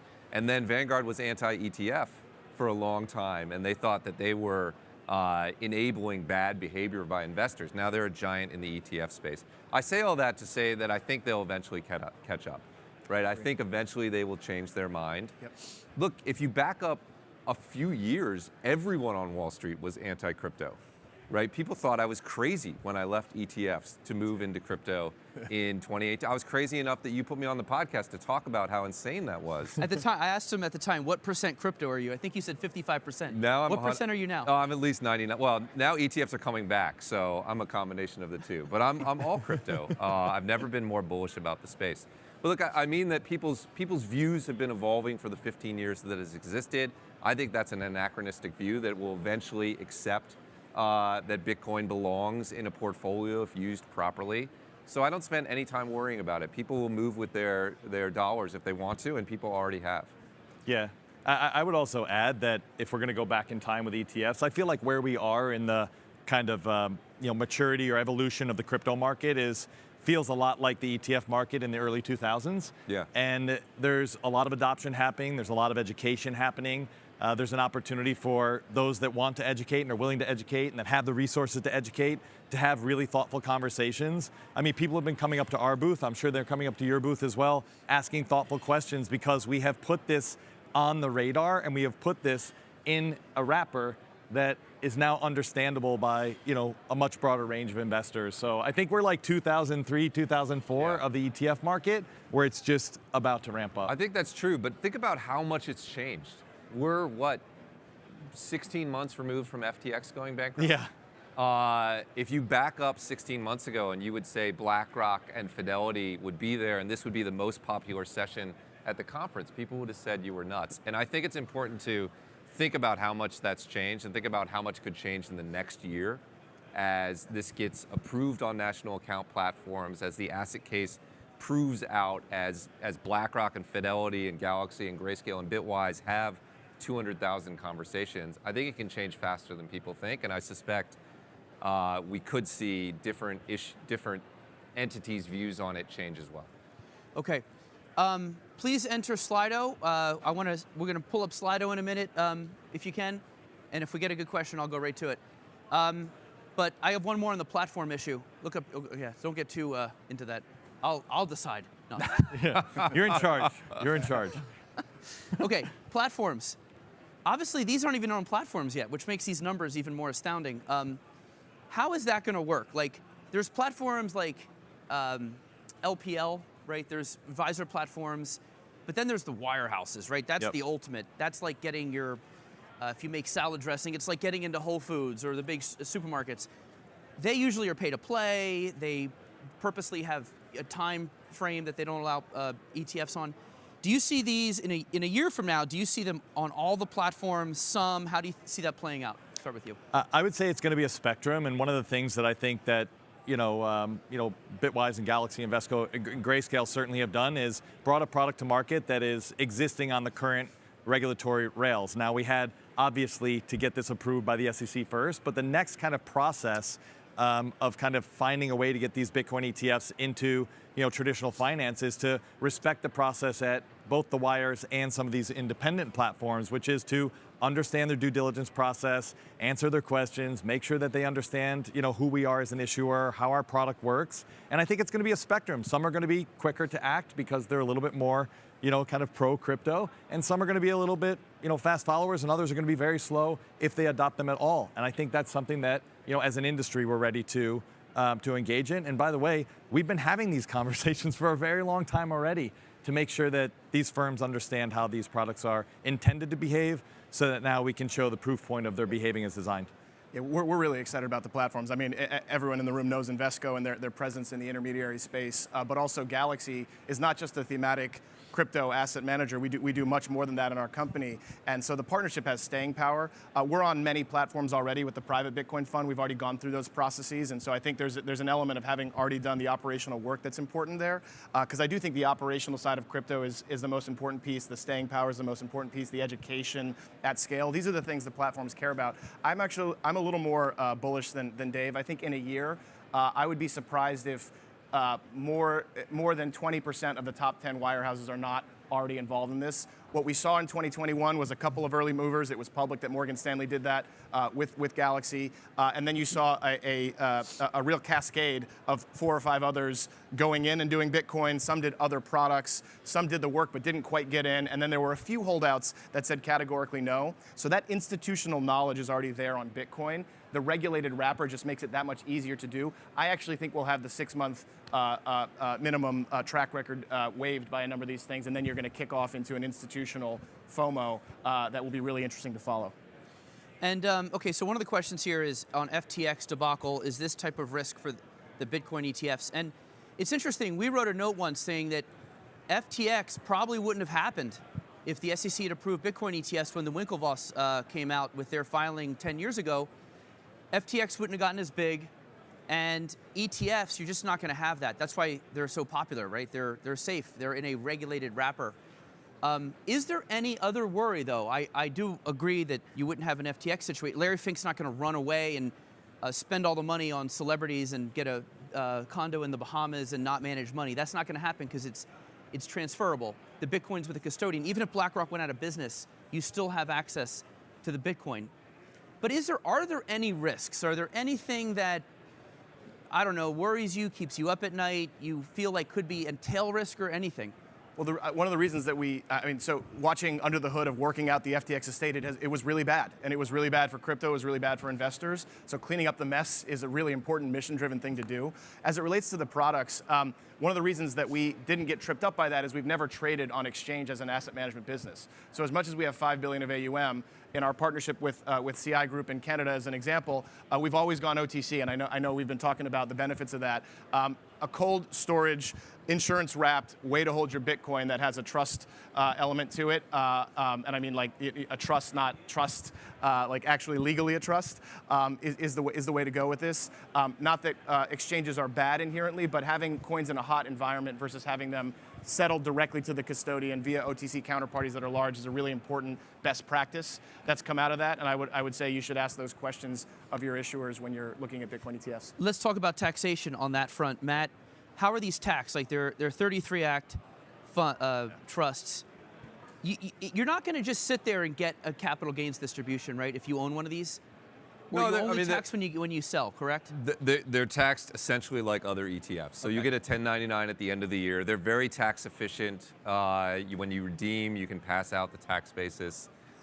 So it'll be just like your experience. Even with the cash creation, because that's one worry with other ETFs when you do cash. There was a worry with the cash creation that if you had to sell Bitcoin that it appreciated, you would get a capital gain that would be distributed to shareholders. But that's not how widely held fixed investment trusts or WIFITs work. You assign out the capital gains. So it functions similarly to an in-kind create from a tax perspective. And they'll be very tax efficient vehicles. They'll also make crypto taxation really easy. If you own BITB, you'll just get a 1099 and you'll use it in your tax form. There's no K1s, there's no tracking your crypto trades. It's extraordinarily easy. The ETF wrapper is a beautiful thing, and this is another way that it's beautiful. Speaking of beautiful things, you guys published your wallet address. We did. So they got some people who actually donated Bitcoin to the fund. So they woke up one day, I think 700 different people or something? Yeah. 700 different human beings threw some almost like a tip jar. It didn't amount to a lot of money, but are we going to see ETF tipping? Like, could you have like a whale in your fund who goes, hey, look, it was a good year. Plebs, I'm going to cover your expenses for the whole year. I'm going to tip enough to cover fees next year. Could we see that kind of like community tipping situation? And how will the SEC deal with that? It was a few hundred or a few $1,000s. It's not a problem. It just benefits the existing shareholders. It plays into the NAV. I think it's probably important to note, why did people tip? Why did people send money to our Bitcoin address? Why did they like us publishing our Bitcoin address? And I think the reason is there are things that crypto does that are just better than traditional finance. And one of them is it's not just trust, but trust and verify. People ask, why do we need to see your Bitcoin address if your fund is already audited by a Big Four accounting firm? And ours is. It's audited by KPMG, the Administrators Bank of New York. And it used to be the Big Five accounting firms, right? I mean, it's not perfect. You can prove it crypto natively. And I think the crypto community recognized that we were leading the way there. And that's what those tips represent. I've met a few people who donated money, and they were just expressing that they think this is the way Bitcoin ETFs should work. And it's a beautiful thing. And, it's funny, I commented on that, and I'm like, somebody's like, how does this work? And I'm like, I guess it goes in the NAV. Normally, only the APs deal with the actual holdings like this. And then they all come in, and they're like, look, this suit doesn't understand blockchain. Anyway, I get called a boomer in a suit all the time. Yeah. And I'm like, I'm Gen X. Anyway, it's weird going between these two worlds, but it's been fun. Okay. This is a really open-ended question here. How do you value Bitcoin and other crypto assets? I mean, anyone want to take a stab at that? I'm not even sure exactly what that means. I mean, I don't know. I'll just start by saying it's like, say it again? Go ahead. Oh, no. I would just start by saying you value it like you value any other asset, and you can value it on the fundamentals. And I think embedded in that question is something a little bit different, which is like, essentially, where does it fit in your portfolio, and how do you think about this? And Bitcoin can be different things to different people, and I think that makes it a very exciting conversation. Somebody might want to view it as a digital store of value and an allocation that can be alongside their gold or other precious metals, and then others can think about it as an opening up of a disruptive technology that's something that can be a high growth portion of their portfolio, because this is a technology that's really emerging. So I think it can be different things to different people, and you value it in an associated way. Yeah, I mean, I think that what they're asking, I'm going to go ahead and turbo. I think that's boomer speak for what I hear a lot, which is when moon. Which is a question I got when I polled. I think it's a different question. I think it's a different question. People want to know, they both want to know why the price goes up every day or down every day, which there are explanations for, or how large could it get, which maybe gets to when moon. I mean, the way you value Bitcoin is different than other crypto assets, which tend to have cash flow-like characteristics. But the way we think about the value of Bitcoin is you think about the addressable market it's going after. How large is that addressable market? And then it's pretty easy math to get at a valuation target, right? And I think it's really is that simple. It doesn't have cash flow-like characteristics. So what is the addressable market it's going after? If it's going after gold, that's a $15 trillion market. Gold is $1 trillion. I think that gives people a lot of comfort. You don't have to be, that precise about it. Yeah, and Bitcoin coming out first has actually, I think, has caused to be again charitable to the boomer community around this. It was the first big asset in crypto, and it's also the one that is a social construct and has value because of its social construct. That's a hard thing to wrap your head around. So you use analogs like gold. The reality is Bitcoin is one of one. There isn't anything really like Bitcoin in crypto, and there probably won't be anything like Bitcoin in crypto in the future. So I think our job, all of us, as this evolves, is to talk about Ethereum differently than Bitcoin. Ethereum is, it literally has revenues to the network that you can analyze. So it's a much more tangible bottom-up analysis for ETH than it is more a macro story for Bitcoin. And then there's a whole long tail, and I think the fallacy is you have to understand all of it. Yeah. This is like the internet. How many websites were there in the internet? And our job is not to defend all of the crazy coins or the crazy websites in the internet. Our job is to focus on what's investable today and how does it fit into a portfolio, what's interesting that you keep an eye on, and what do you throw in the trash bin and don't really worry about. And I think that whole conversation's been confused by crypto Twitter, and crypto hasn't done a great job as an industry, frankly, of presenting that view. And I would say one more thing about the boomer crowd. It's the first question that I get asked is like, why would I use Bitcoin to buy a coffee at Starbucks? And I'm like, if you're in the US, you probably wouldn't. Yeah. And that's actually, a bad place to start. Let's talk about how it actually can fit into your portfolio and how it can be something that's really beneficial for you. All right, there's 2 questions here on fees. You can kick those out. Yes, there'll be fee wars, but they're already cheap. I don't think it'll move the needle too much. We're already at a really dirt cheap place. But yeah, Schwab could come in. There'll definitely be some fee wars. I'll just kill those 2. But no, sorry. Okay, the other one on indexing. So this brings me to one question I had, which is, okay, we've got a spot Bitcoin ETF. We're going to see leverage spot Bitcoin. We're going to see cover call spot Bitcoin. We get that. Let's look down the road at coins. We've got Ether up next. Could we go to another currency after that, or another coin? And then could there be like you guys have, like a crypto index ETF? Yeah, I mean, we run the largest crypto index fund in the world. It's available in a publicly traded ticker, BITW, but it's an OTCQX traded trust. It can trade at premiums and discounts. I think it's probable that we will get an Ethereum ETF reasonably soon. I think there is a step function to other assets because there are not regulated futures contracts on things like Solana. But investors who get engaged with ETFs and then want to explore other assets, I think all 3 providers here on the stage have been running crypto funds covering those other assets for multiple years. They're not appropriate for everyone, but they're available for those who are interested. And I think I would say another angle to this is essentially how to make sense of the entirety of the marketplace. And we've done a bunch of work and partnered with FTSE on our crypto sectors construct. And so it's defining the vernacular of, yeah, there might be 20,000 tokens out there, but look, there's a lot of stuff out there you shouldn't be paying attention to. And if we pare that down, how to think about this, how to think about it as emerging technology, how to think about this fitting into different sectors, much like the GIC sectors for the equity marketplace, making some sense and defining how investors can kind of parse out different segments of the crypto market. Yeah, the product development, I mean, this is just the beginning of, of a crypto asset management renaissance. I mean, the next 5 years are going to be really fun because there's so much raw material. You know, we launched the Bloomberg Galaxy Crypto Index back in 2018, which now has a 6-year, 5.5, 6-year track record. We've made a business decision not to manage trust structures, so we manage private funds on the index side, so that's a fiduciary decision that we made. But you can look to the Canadian markets again for how we're thinking about the evolution of this. With CI, we have a model portfolio-based fund that toggles between Bitcoin, Ethereum, and cash. And what we've seen in a very nasty drawdown in 2022 is lower volatility, better returns, better downside protection, and the product has performed beautifully. So you're going to see stuff like that coming out in the coming years, even when you only have a few assets. And that's what's going to make, I think, even more money and excitement come into the space. Let's talk the Ether ETF. The final deadline is in May. That's going to fly by. James and I, who's sitting over there, we have 2/3% chance that they'll be approved. We love our odds. We were right, by the way. We stuck our neck out. Okay. Anyway, we have 2/3 chance. We're not quite as confident yet, but the rationale is simple. They approved Bitcoin futures. They didn't approve spot. They sued them, lost. They approved spot. They approved Ether futures. Ipso facto, if they don't approve them, you going to sue them?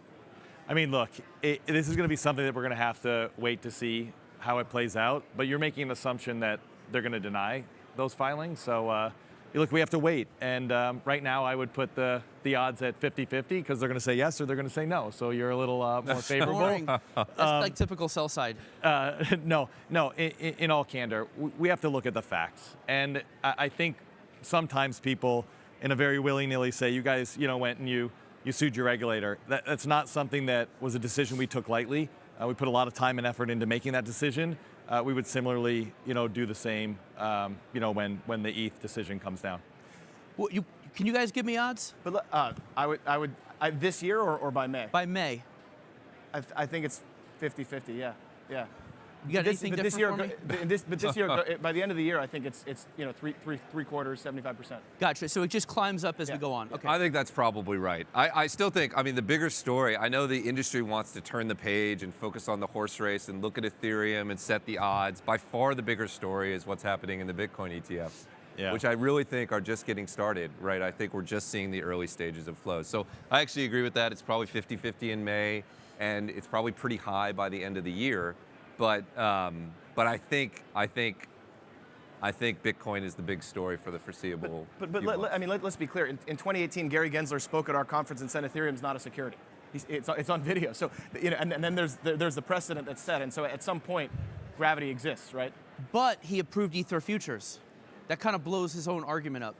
It does blow his argument up. And then you again point to Canada. There's been great functioning. This is why coins, though, after Ether are questionable because the futures exist for Ether, but not other ones. They are questionable, but one thing we have learned from the Bitcoin ETF is what happens when you launch an ETF is investors save money, they're more secure, there are fewer scams, and the market works better. Yeah, and I think that's a really important thing to keep in mind. And this whole thing of, usually when you have a disagreement with your regulator, it's because you feel like you're being over-regulated. We were actually saying, no, we want this to be further pulled into the regulatory perimeter. We want this to be more highly regulated than it currently is. So I want to dispel that. And to Matt's point, this gave investors an incredible opportunity to rely on a very trusted, battle-tested wrapper that's been around for 30 years, that has been utilized for investors as building blocks in their portfolios. And we're seeing the rewards that investors are reaping as a result of that. It's an incredibly positive story. And we talk about the advisors. I think they're the big audience for this. That's my opinion. But like ETFs, they're going to have a slice of direct retail. Do-it-yourself retail is a growing audience for other ETFs, for sure. Do you see direct retail as a growing market for these, given they could go to Coinbase, they might have these other ways of getting them? And then I guess on top of that, do you see some sort of cost compression and maybe some issues for intermediaries that do cause high commissions on exchanges? I guess I'll start with Steve in terms of the direct retail audience. Yeah, I just think this has always been a generational global trend, and I think access to information is much higher, and I think the younger generations want this, and I think that the natural path forward is going to be, more direct to consumer and everything, including Bitcoin ETFs. I think in the bigger picture, why you need to pay attention, if you don't love the Bitcoin story, I think you should, but if you don't and you zoom out, the same way we were talking about mutual funds into ETFs, we're going to be talking about ETFs into tokens, and you need to understand tokens, and Bitcoin's a great place to start. I mean, self-directed retail will end up buying a Bitcoin ETF, particularly non-crypto native, because they can buy it in their brokerage account, and that's where they invest. So I think that's going to be a big deal. I really think the idea that it's going to cause issues for Coinbase is entirely off.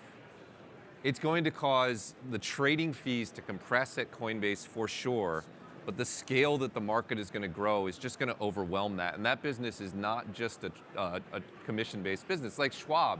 Schwab started charging commissions, now they charge zero. Their business has never been better. You're going to see the same thing at Coinbase. It's executing exceptionally well. I think it's one of the most interesting companies on the market. And I think the ETF will be a strong positive for them.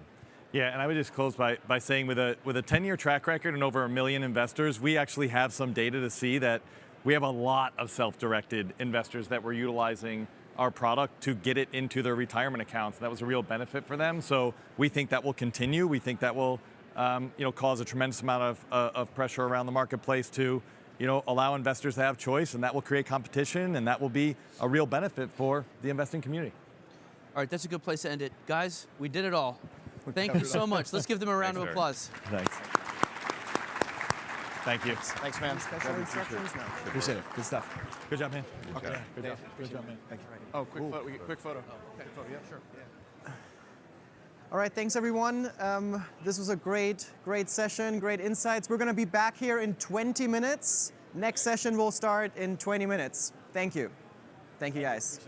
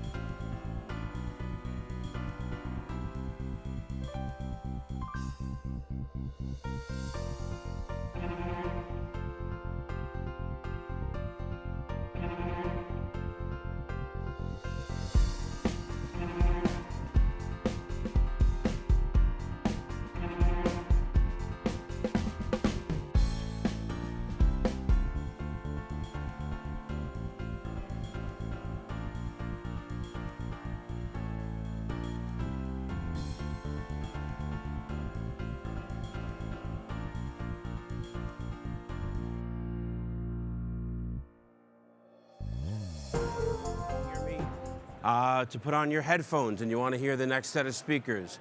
We are transitioning back into the advisor track and helping you better build your practice. So we're going to have a great session on multi-generational practices built for strength. And we've got two great experts here to be able to talk through that, Mike and Ranie. So let me bring them on out, and then I'll be back to say thank you to them. Mike, come on out.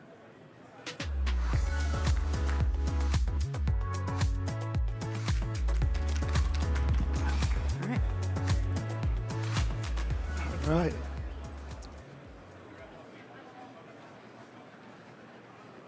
Morning, everybody. I'm going to apologize in advance for my voice. I'm Mike Durso, founding partner and CEO of Shorehaven Wealth Partners. We're a multi-generational wealth management firm in Red Bank, New Jersey.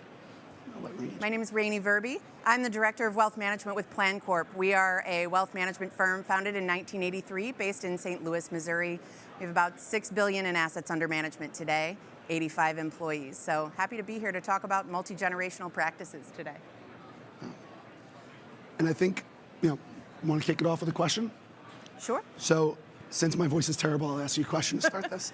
Ranie and I were talking backstage about her business and how important it is to get the generation 2.0 Absolutely. to focus on the core of the business that was put in place. So, do you want to share a little bit about how that transition went over time and what you think it looks like for the future? Yeah, I would love to, Mike. So I joined Plan Corp in 2019. Like I said, the firm was founded in 1983, so we have a long tradition and history.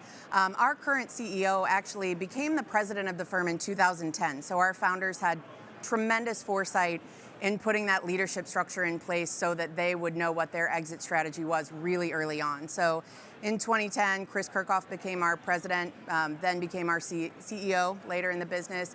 In 2021, we bought out our founders fully 100%, and we're now fully Generation 2. So our leadership team is made up of 9 members. We're all Generation 2 of the firm. Our ages range from 40 to 55, so we have a really long runway of time to go. But one of the things I think our firm did really well in the beginning was to separate the leadership, the ownership, and the governance structures so that our leadership team really operates and manages the business day to day. Our external board of managers with 2 of our employee representatives run the governance of our business and help us with our capital structure and capital partners, et cetera. And then the ownership is actually opened up to our advisors and our operational team. So we have 27 employee shareholders as well. So that structure really facilitates our ability to make decisions and move the business forward without having it necessarily be a democracy. We have input from all of our shareholders and our advisors, obviously, but it gives us tremendous ability to be nimble and really move the business forward. One question we always got with our business, I work with my father, he's been an advisor for 46 years. Clients always want to know what that next step is, right? Right. What's going to happen in the future? In your business where no one from G1 is around, how did clients handle that? How did those transition conversations go? Yeah, that's a really great question. And so we as a firm, we own our clients. Our advisors don't own their clients separately. Clients are clients of Plan Corp from the time that they come in. And we serve in a team model. So while we have 18 client-facing advisors today, none of them own their own book of business. It is all one team. So our 35-person wealth management team operates together. No one advisor works with one financial planner. We're all pooled, and that, to me, really gives our financial planners coming out of school, coming out of other experienced hires, coming out of other professions, it gives them the best chance at being the very best advisor that they can be. So they can learn from multiple lead advisors who have had 10, 20, 25 years of experience in the room and really get that breadth of what the client relationships look like, et cetera. And so for a long time, our founders have not been the only person in the room. We always have at least 2 people in the room, if not 3, because we're a teaching hospital as well. So we're bringing our team members along. There's always multiple people in the room that are building those relationships. The way we assign our clients today, we really have a relationship manager, a lead advisor, and then a financial planner coming along to learn from those folks in the room. And so there's not really an abrupt client transition from one person to the next. The founders stepped out of the meetings, maybe came to 1 of 2 meetings a year for a long time. We're still having lunch and coffee and dinner with all of the folks who were their friends and their clients for a long time. So that transition becomes really smooth. And we have found that our clients trust PlanCorp. Our clients trust that lead advisor to choose the talent coming up behind them. They trust us to train well. And so it doesn't feel like an abrupt transition. That's great. I think it's a combination of the two, right? You want to make sure that you still keep that senior leader in the room so the client feels valuable. Right. But at the same time, you want them to feel comfortable that over time, when that younger person takes more and more responsibility, that they can handle it and they've been there throughout that different experience. So absolutely, we're very similar from that standpoint. We have a financial planner, Mike, who's my partner, who's been working with our business now for 12 years. He's been in most of those meetings. So at the point where my dad starts to go to less and less meetings, it's not, oh, we're seeing Mike for the first time. Mike's been in those meetings all along, learning from that experience and then bringing his own expertise to it. So they realize that there's multiple people who have that experience and expertise that are really helpful in those meetings. Absolutely. You want to take something for me? Sure. It's incredibly important to us that we continue to build talent. So we hire directly out of college. We've had some success with hiring financial planning majors. We've had a lot of success hiring former CPAs. I myself am a recovering CPA, about a decade in the financial planning business now, a decade in public accounting prior to that. And so, also attorneys make really great experienced hires for us. So it's important that we continue to cultivate that talent and build the industry underneath us. And, in order to do that and keep employees engaged, you learn how to be a financial planner in 3 to 5 years and you can do it really well. And then you've got 20 plus years of a career in front of you. And so the way we try to keep our team engaged and really moving along a dynamic career path is to curate those career paths for what a person's individual strengths are. So in a practice like ours, where we have 30 folks, we can really allow for someone to have a niche specialty and really focus in executive compensation and stock options. We can allow for someone to focus solely on doctors or dental practices. We can really make that space for advisors to do what is their own creative niche within a safety net of the larger firm. And so that's been really successful for us. We've also added in the last year a training coordinator who can really come alongside our new hires. We're now hiring new hires in classes of 2, 3, 4, 5 people. And so to be able to train them as one on our tech stack, on our process, what we call the PlanCorp way, really having someone to facilitate that allowed for one more career path that we never had before. So as we grow, we want our team to grow with us, and that's an incredibly important motivator for our team over the course of their career. So you're a $6 billion firm, right? Yes. You have a lot of employees. I'd assume most people in the room are not $6 billion firms. Yeah. With 60 employees. Do you have any advice to firms that are, 5 people, 8 people, trying to figure out that succession plan, making sure that roles are properly assigned, but people still can work into different silos in a much smaller firm level? In a smaller, yes. And I came from another RIA that I was on a much smaller team, a team of 12 folks. And I do think succession planning is really difficult in those spaces because what advisors tend to do is hire their one deemed successor. And if that doesn't work out, you've now invested a whole lot of money, a whole lot of time, and wasted a whole lot of talent when that person walks out the door.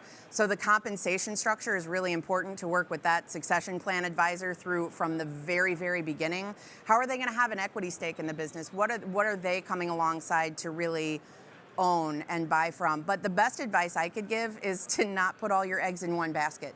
Having multiple advisors that can bring different styles to the table is going to benefit clients. I think we all tend to look for someone who has an affinity with ourselves. We want someone who looks like us, sounds like us, feels like us, and is going to really repeat our process in the room with a client. I think clients are much less married to that than we think that they are. Clients like a different style, they like a different perspective, and the way that we can play off each other and bounce ideas. So really, it feels like a pretty sizable investment to hire 2 or 3 advisors to be a succession plan.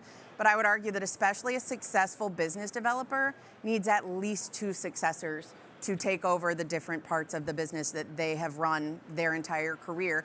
And it really is just a matter of hedging your bets. So if that talented advisor walks out the door, goes to another firm, to a competitor, back to a broker-dealer situation, you've lost every dime of the investment you made. So really, looking for extra talent and diversifying just like you would your portfolio. I think that's a powerful point. You know, previously I worked on the asset management side and found that a lot of advisors felt that their value to clients was everything to everyone. It was being really good at investing, being good at planning, understanding that they're the rainmaker and the person that needs to meet with every client. And when you get to that point where you have the ability for different advisors to meet with different type of clients, it becomes really valuable because not all personalities match, right? There's certain people who are very technical. There's certain people who are very emotional. There's people who want that relationship type advisor.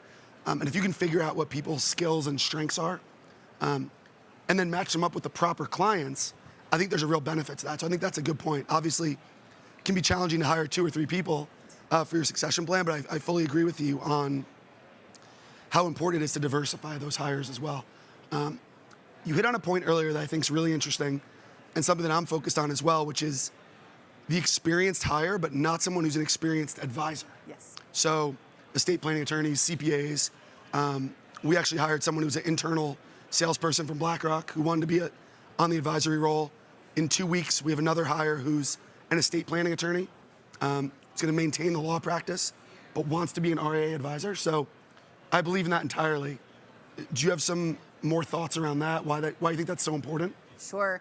As an experienced hire myself and someone who came from a different profession, I mean, I really think the range of ability to think about financial planning from a very different perspective, right? I mean, I had to spend the first couple years learning that the tax tail does not, in fact, wag the dog, because I was used to coming from a corporate tax world and having that frustration of always coming behind the transaction and trying to clean it up in the accounting space. So, you know, as I was learning financial planning, I thought about it in a very different way than my partner, who was a finance major and had always been in this profession. So I think to be able to have those great conversations about what looks the best for the client, to speak to different types of clients is really important, and to get that diversity in our client base was helpful.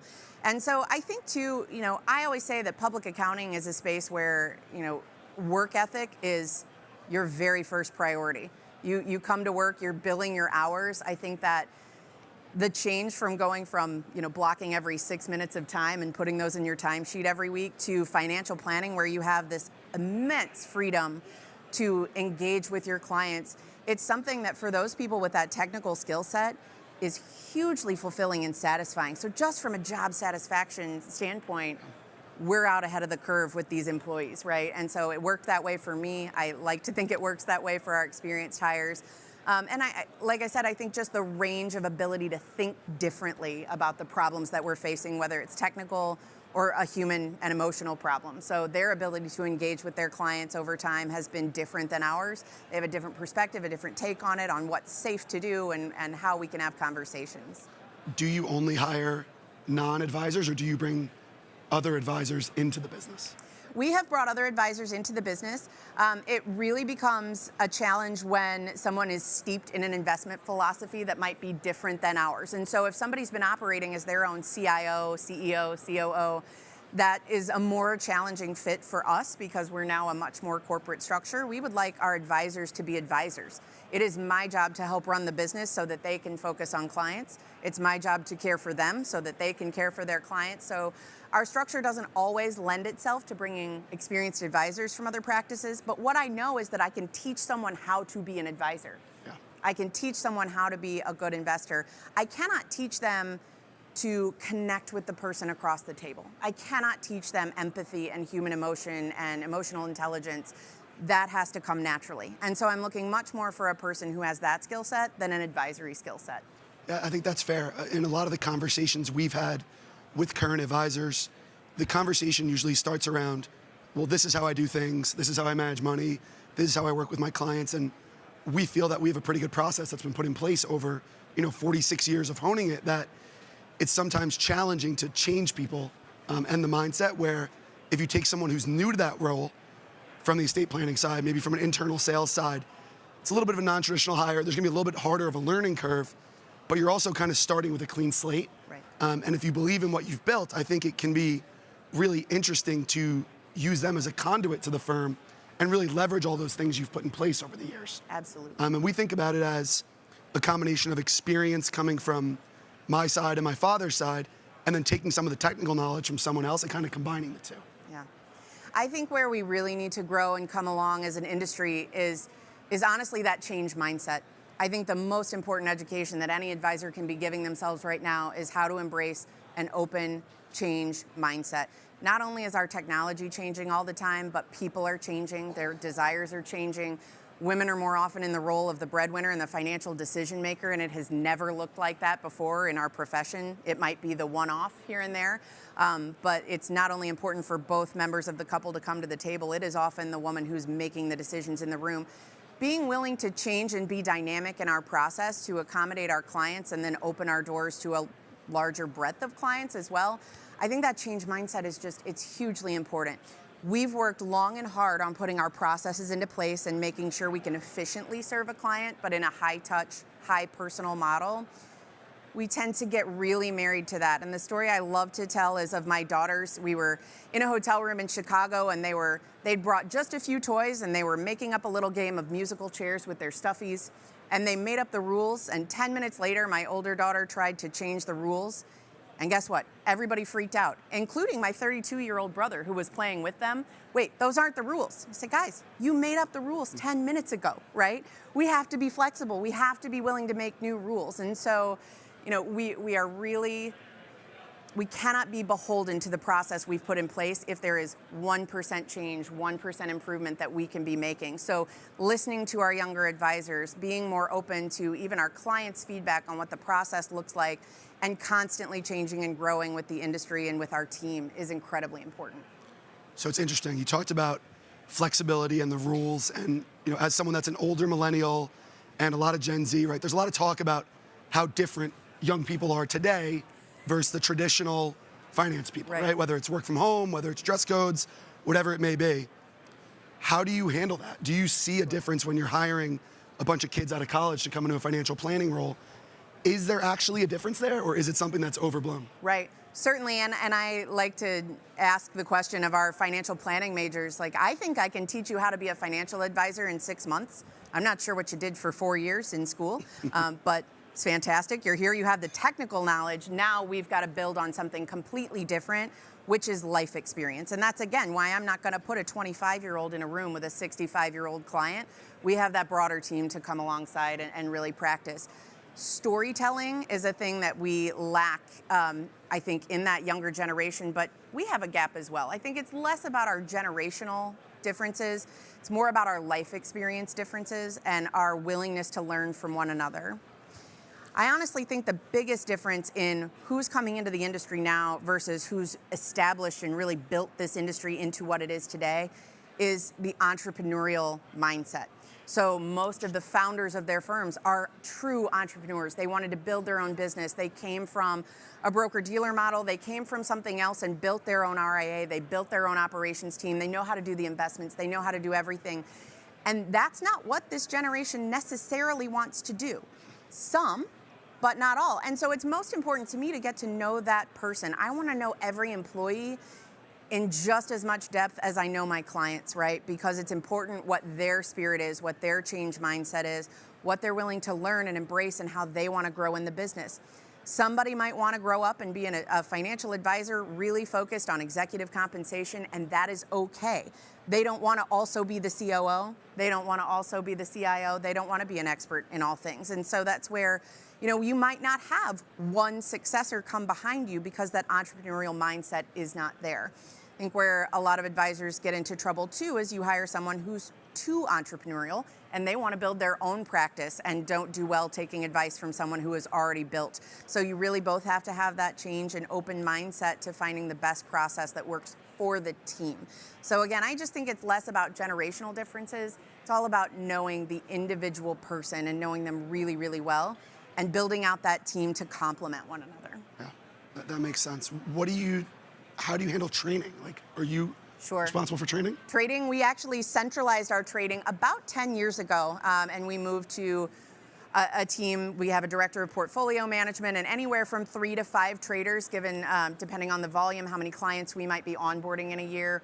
Right now, we're primed for big growth. We set double-digit growth goals for ourselves, and so that trading team is 4 to 5 people strong usually that are managing the portfolios. So our clients' portfolios all look very similar, and it's not up to the advisor how we set those. That was something that came along with our growth. It really needed to be a process. It really needed to be technology driven and focused. We've seen so many advances. I mean, we're not manually making trades at the custodian anymore. We're making trades on a software platform that might change every 2 to 4 years. And as AI comes right behind us, who knows how quickly that's going to develop. And so we've centralized those jobs, and really that comes to another challenging point of the business is building trust between departments. And so just like you have to build trust with your younger advisors and trust that they can hold their own in the room with that client when you're not there, we have to trust our trading team, and we have to trust that the processes are in place and designed to reach the best potential.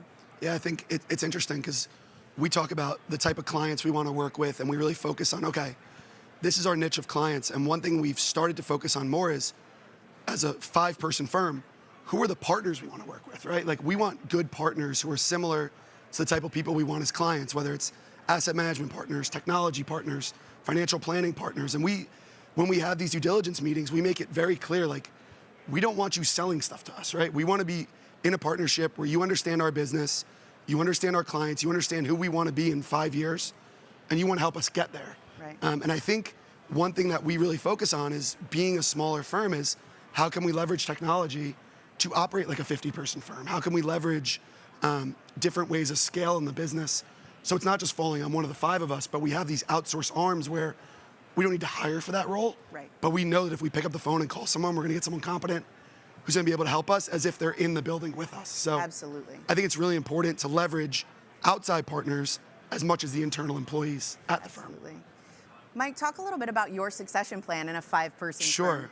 firm. So my father's been doing this for 46 years. I worked in asset management from 2006 to 2016. Never had any visions of joining this business whatsoever. Had a lot of conversations when I decided to leave asset management and decided to join the business, but I had 2 very specific stipulations to join the business. One was that I refused to stay at Morgan Stanley, where we currently were. So sorry to Morgan Stanley if you're in the room. I wanted to own and operate our own RIA, and that was a very serious stipulation. And 2 was I just wanted to be in New York City and not in Jersey at the time. So I had an office in Jersey, and that was 2016. In 2020, we launched our RIA, Shorehaven Wealth Partners. My father was still very much involved in the day-to-day. He was the CEO. He was driving a lot of the strategy and decision-making. Over time, that's kind of slowed down, and now I became the CEO in 2022. He's the chairman of our firm, and it's been great because he's been always forward-looking and okay to evolve. I think where a lot of advisors struggle is giving up the reins and releasing that control over things they don't really want to be doing, but they don't feel comfortable letting go of it. And so my biggest issue with him early on was just getting him to understand that this is not really important for you. Right. Focus on what's most important. Focus on the big clients. Do what you actually want to do, and let me handle all the background crap that you don't want to be doing, but it's still really important. And I think that doing all that has helped the succession plan over time. In addition, like, clients really like it. Clients like the fact that I'm there. Clients like the fact that Mike, my business partner, is 39. They know that people who've been working with him for 30 years have gained and learned a lot from his experience, but have also evolved the business from what it was in the 80s and 90s and 2000s. So it's been fun. Yeah. I won't say working with your father's the easiest thing in the world, but it's gotten easier over time as I've really learned to work within his communication style and understand that a 70-year-old man's probably not going to change. So I need to figure out, okay, today's maybe not the day to talk to him about this, maybe it's tomorrow. Right. Or how to really work inside his parameters as much as mine. I love what you say there about really allowing your dad to find what's the most valuable use of his time, right? And the most valuable use of the founder's time is so often making sure those client relationships continue to be sticky, right? And Carl Richards likes to tell us that, you know, when you leave, the only person that's going to cry is you. Your client is not going to be that upset when they transition advisors, but we brag all the time, our average advisor age is only 37, because it is our job to continue bringing up the practice so that it grows and evolves with our clients, and so that we're there to be the multi-generational advisor for their family, not just for our multi-generational career paths, but for their families. And so we make it a real priority to be meeting with kids and grandkids and make sure the entire family understands that journey, because we are the stewards of that first generation's goals for the client as much for ourselves. Yeah, and I think meeting with next generation is huge, obviously, right? Like, everyone talks about the wealth transfer over time and how that money is probably going to leave the current advisor. And so, you know, we've always had to focus on that. It's easy when you can call your client and say, I'd like your kids to meet my kid. It makes it very easy for that transition.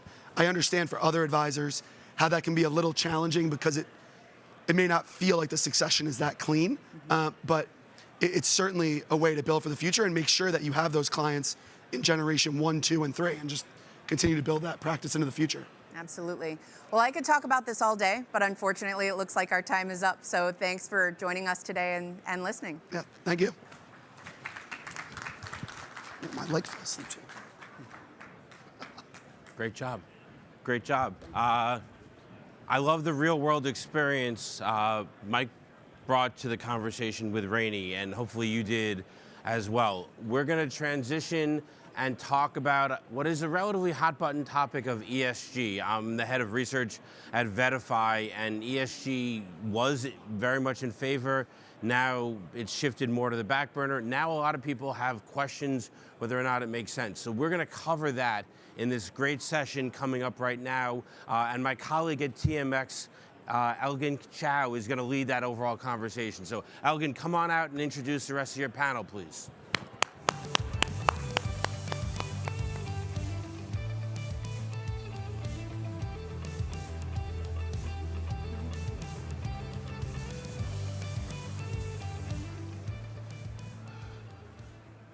The lights are bright. All right, good morning, everyone. So today we're going to give you the real talk on ESG. I'm your moderator, as Todd mentioned. I'm Elgin Chau, Director of Benchmarks and Indices here at TMX. And I'm joined today by Constance Hunter, Senior Advisor at Macro Policy Perspectives, and Thomas Ka, Head of ESG Strategy and Morningstar Indexes. Oh, I don't have the clicker. She was supposed to give me the clicker. Oh, we need a clicker. There we go. Sorry about that. Yeah. So, fun fact before we begin, prior to joining TMX, I actually spent a stint as an entrepreneur at an ESG analytics company where Thomas was our advisor. So Thomas and I had gotten a chance to get to know each other throughout the years, and I'm just really excited to be now moderating a panel that he's speaking at. I think you'll find his expertise quite valuable. And Constance, I know we just met, but it's safe to say that your reputation precedes you in the best way possible. So I'm really looking forward to getting to know you a bit better through the course of this chat. That said, let's just have a conversation amongst friends for now. Let's disregard this audience here for a bit. What's really going on in ESG? I mean, you have the pundits like myself. You know, we gravitate towards our sound bites, our anecdotal evidence, and we really toe the line when it comes to the lovey-dovey, tree-hugging aspects of the ESG narrative. And then on the other hand, you have the naysayers, right? The people who, every time, for instance, oil spikes, they're the quickest to say, I told you so, that ESG has no place within the investment process. So missing from all of this are the experts, such as yourselves. So let's use this as an opportunity to set the record straight. So yeah, what's going on? Is ESG a fad? Is it here to stay? What does the data show? And I want to broach this topic from both the top down and the bottom up. So perhaps I'll hand it over to Constance to kick us off on the former top down. Sure. I have a few slides because I am an economist, and economists usually use slides to convey what we want to talk about. And we're going to do some audience polling when we talk about this. So let's see, we're going to go to my first slide. Now, everybody in the room is probably a data person, so take a minute and look at this. And I'm gonna take some show of hands, like, what do you think this data is saying? Anyone want to shout out an idea of what this data, like what could you say about this data objectively if you were looking at it?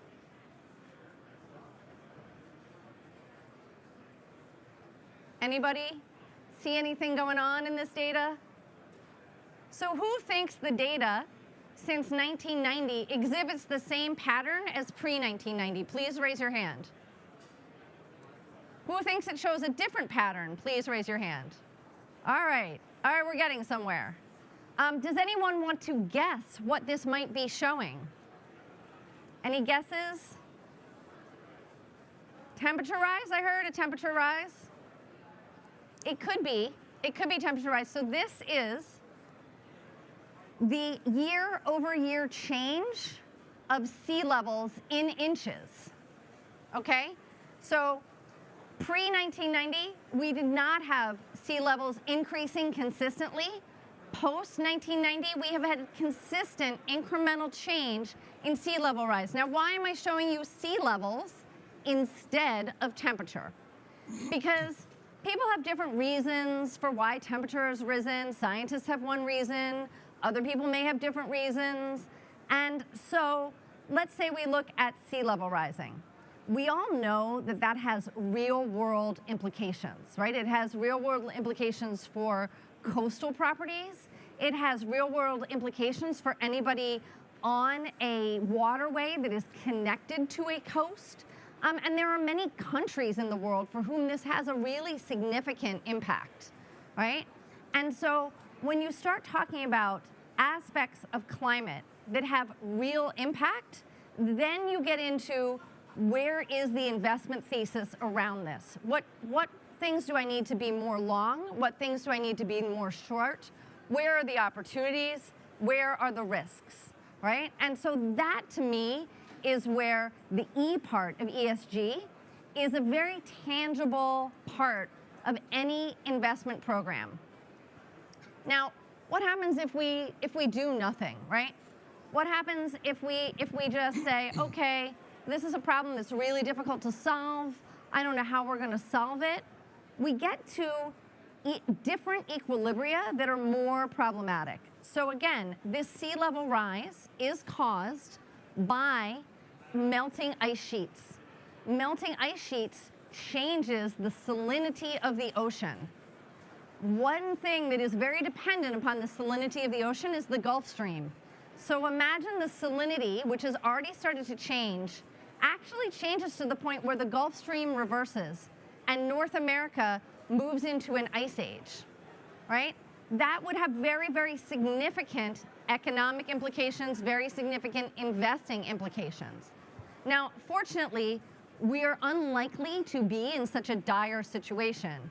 And that is because of not just technology, but the focus that companies have with regard to climate and the way that they do business. So this is data that I pulled from Bloomberg. There is a lot of data wealth in Bloomberg on this subject. So it is the number of companies in the S&P 500 that say climate is material to their bottom line in their annual reports. Okay, and you can see that it started off being, oh, it's only over here. I thought it was on both sides. You can see it started off being pretty low in 2016. Pretty rapidly, we're at 83% of companies say that climate is material to their bottom line. So then if you dig under the hood and you say, well, okay, so what? What are you doing about it? You could look at net zero commitments, but I can tell you from experience, net zero commitments can be a little squishy. That's the technical term. So we look at, have they signed up to be part of what we call the Science-Based Targets Initiative? SBTI is a very rigorous process that requires companies actually go through concrete steps to address climate in the way that they operate their business. And so what we see here is that 60% of firms have signed up to SBTI as of 2022. That's when we have the most complete annual report data. And not just that, but there is an intersection of materiality and action that is very curious. So, interestingly enough, 10% of those companies that have signed up to SBTI do not say that climate is material to their bottom line. So you want to dig deeper and say, well, why are they signing up? all this data is available to analyze at macro policy perspectives. We dig deep into this. We have reports about this. So if people are interested, we can go into more depth, but this varies across industries. So what you see in healthcare and tech, you see much less impact on the bottom line, but much more participation in SBTI. So let's take Microsoft as an example. Microsoft committed to being carbon negative by 2030. They were an early signer up to SBTI. They did not, until recently, say that climate was material to their bottom line. Now, more and more companies are going to say climate is material to their bottom line for two main reasons. One is insurance costs. So insurance is highly, highly impacted by climate. Let's just take the CPI data today. So today we got CPI data. It was higher than expected. One of the reasons was because vehicle insurance continues to go up at a pace of about 1.7% month over month, okay? That is an annualized rate that's pretty high. So since the beginning of the pandemic, vehicle insurance is up the most on an annualized rate. It's up 8.6% on an annualized rate. Overall inflation is up 4.5% on an annualized rate, every month annualized, since February 2020. So insurance is impacting households, and it's impacting companies, and it hits across the board everywhere. And so no matter what kind of industry you're in, there's no deal that occurs without insurance. So as insurance companies need to raise prices in order to cover the costs of increasing perils, every business is going to feel this. Secondly, who knows about something called the carbon-based border adjustment mechanism, otherwise known as CBAM? Anybody heard of that? Okay. This is a policy that was put in place by the EU. It is basically saying that if you import in these 6 industries, and they're starting with the 6 high polluting industries, they are going to move this out to other industries, right? But starting with cement, iron and steel, fertilizers, electricity, aluminum, and hydrogen. If you are a company in the EU, you import these goods, the importing company pays the tax. So let's all stop and think about what this means for a moment. It means, first of all, that emerging market companies do not have an advantage selling into the EU because they tend to be dirtier in their production capacity. Secondly, OECD companies, like those from Japan, the United States, Canada, that sell these products into the EU are going to increasingly gain market share, and there are companies that have been preparing for this. So let's take Nucor Steel. Nucor started to make their processes as carbon neutral as possible starting about 10 years ago. This is starting to pay off for them. And it is paying off for them because now that this carbon border adjustability mechanism is in place, they are going to gain market share in Europe. So knowing which industries in the US are best prepared for this, which companies are best prepared for this, this is going to be an important factor in getting alpha within your investment decisions over the next decade, right? This is in the test phase. The EU had to phase this in so that it did not get challenged in the WTO court. Companies that are in these sectors had to do their first reporting in January of this year. Within 2 years, that is when the tax is going to take effect. This is also connected to the carbon market, right? There is a voluntary carbon market and there is a mandatory carbon market. So right now that carbon market is trading at about 120 euros per metric ton of pollution. We're gonna see that rise in the US as part of the Tax Cuts and Jobs Act and part of the Inflation Reduction Act, right? We have the US carbon prices about $180 per metric ton. We expect those two things to converge. And this is going to be important because this is what is going to help finance mitigation, whether you're talking about carbon capture, blue hydrogen, green hydrogen, or the R&D that is likely to come in this space. Okay, so how much R&D are we talking about? A lot, actually, right? So about 10% of GDP annually is going to need to be invested to solve this problem. And that is for the next 15 years. So a few things to note about this. For the past 40 years, we have had an increasingly CapEx-light growth. And one of the interesting things coming out of the pandemic is we've seen the highest amount of CapEx of any recovery going back 5 decades. It's one of the reasons we're seeing the productivity surge that we're seeing. But it also means that we are likely, all things equal, to have higher interest rates when you have more CapEx-based economic growth. And so thinking about what is the structure of interest rates? What is the structure of inflation? How is this going to impact companies? What sectors benefit from this? What sectors are sensitive to this? These are all important factors if you're going to generate alpha, because this is happening. This is a reality. We are seeing climate, we're seeing its impacts, and we're seeing policy responses from governments that are going to impact the companies and sectors that you invest in. So I'm gonna end on that and turn it over to my other panelist. Tom, here you go. All right. Yeah, Thomas, so maybe you can lend some perspective from the bottom up and talk about how some of these macro themes that Constance touched on is actually being reflected in terms of an appetite for ESG funds, fund flows. Sure. Thank you very much, Elgin. So my name is Thomas Chau. I'm head of ESG strategy at Morningstar Indexes. For those of you who are not familiar with Morningstar Indexes, we're the fastest growing index business in the market according to the Burton-Taylor market sizing studies.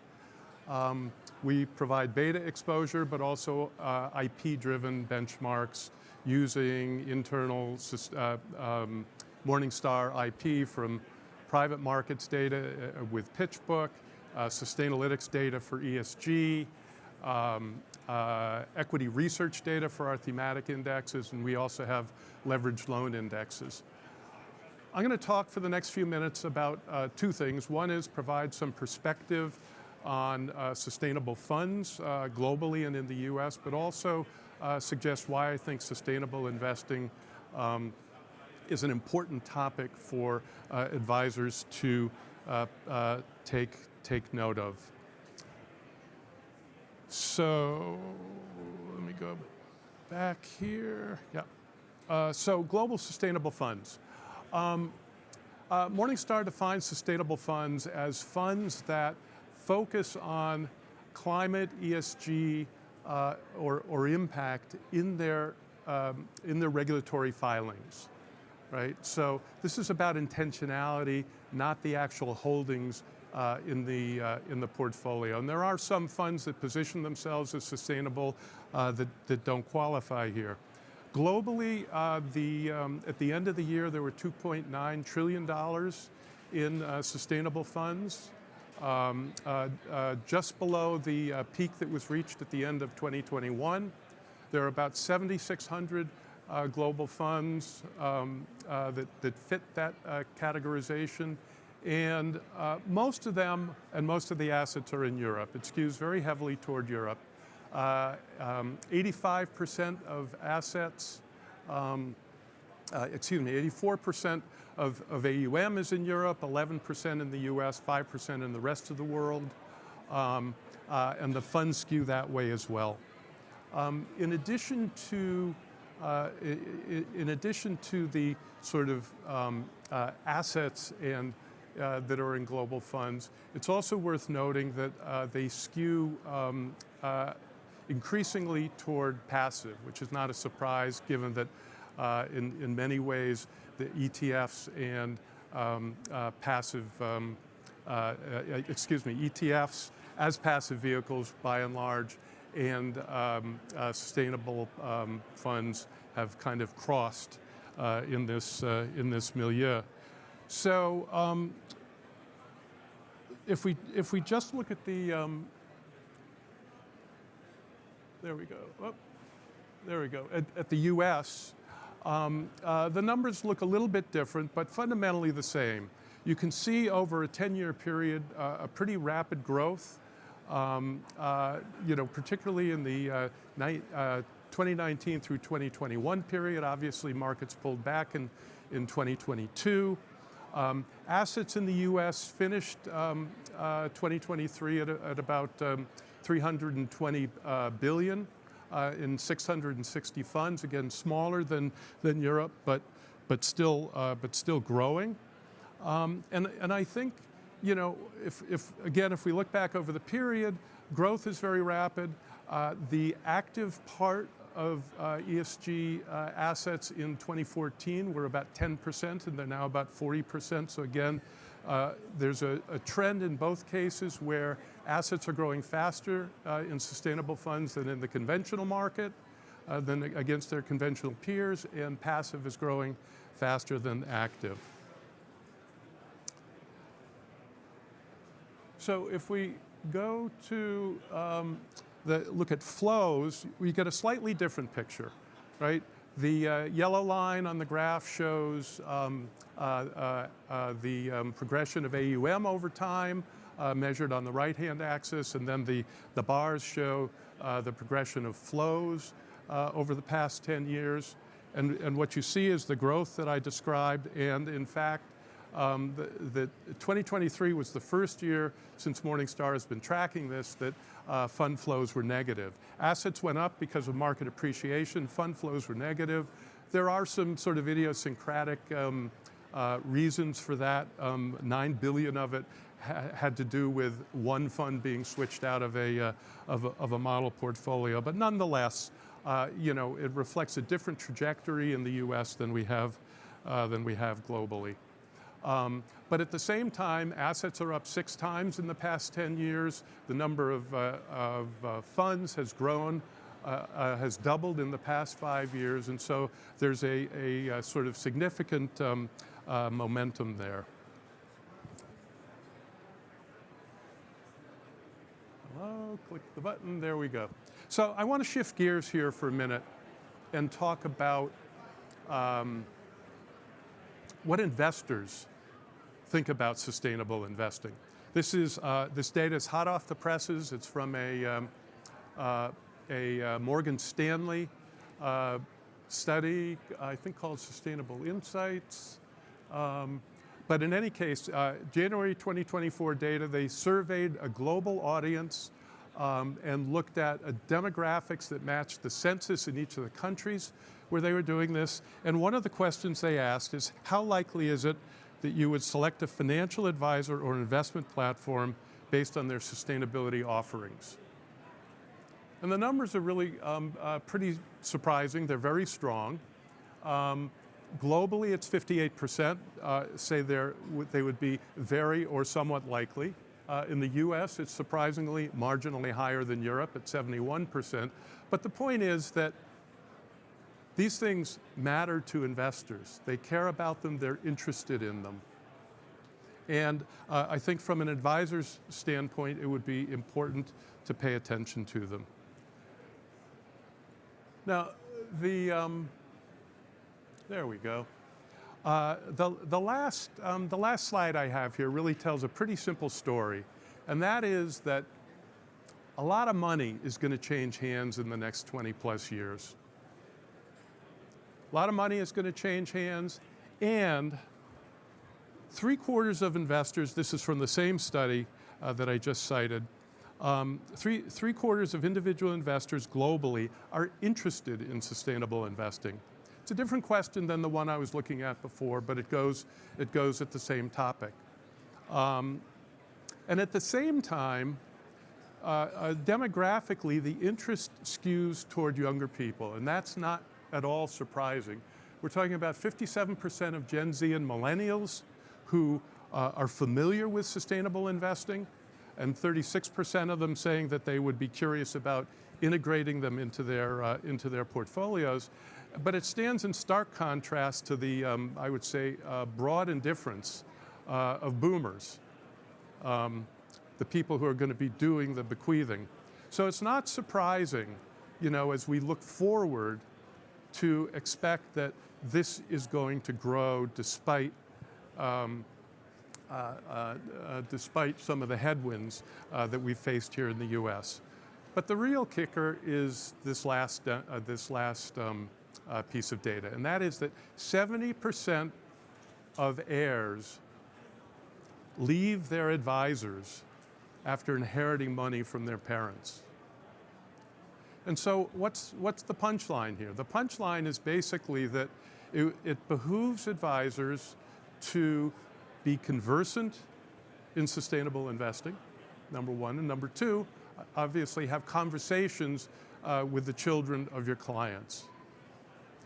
But at the same time, there seems to be a certain reluctance that to have these conversations.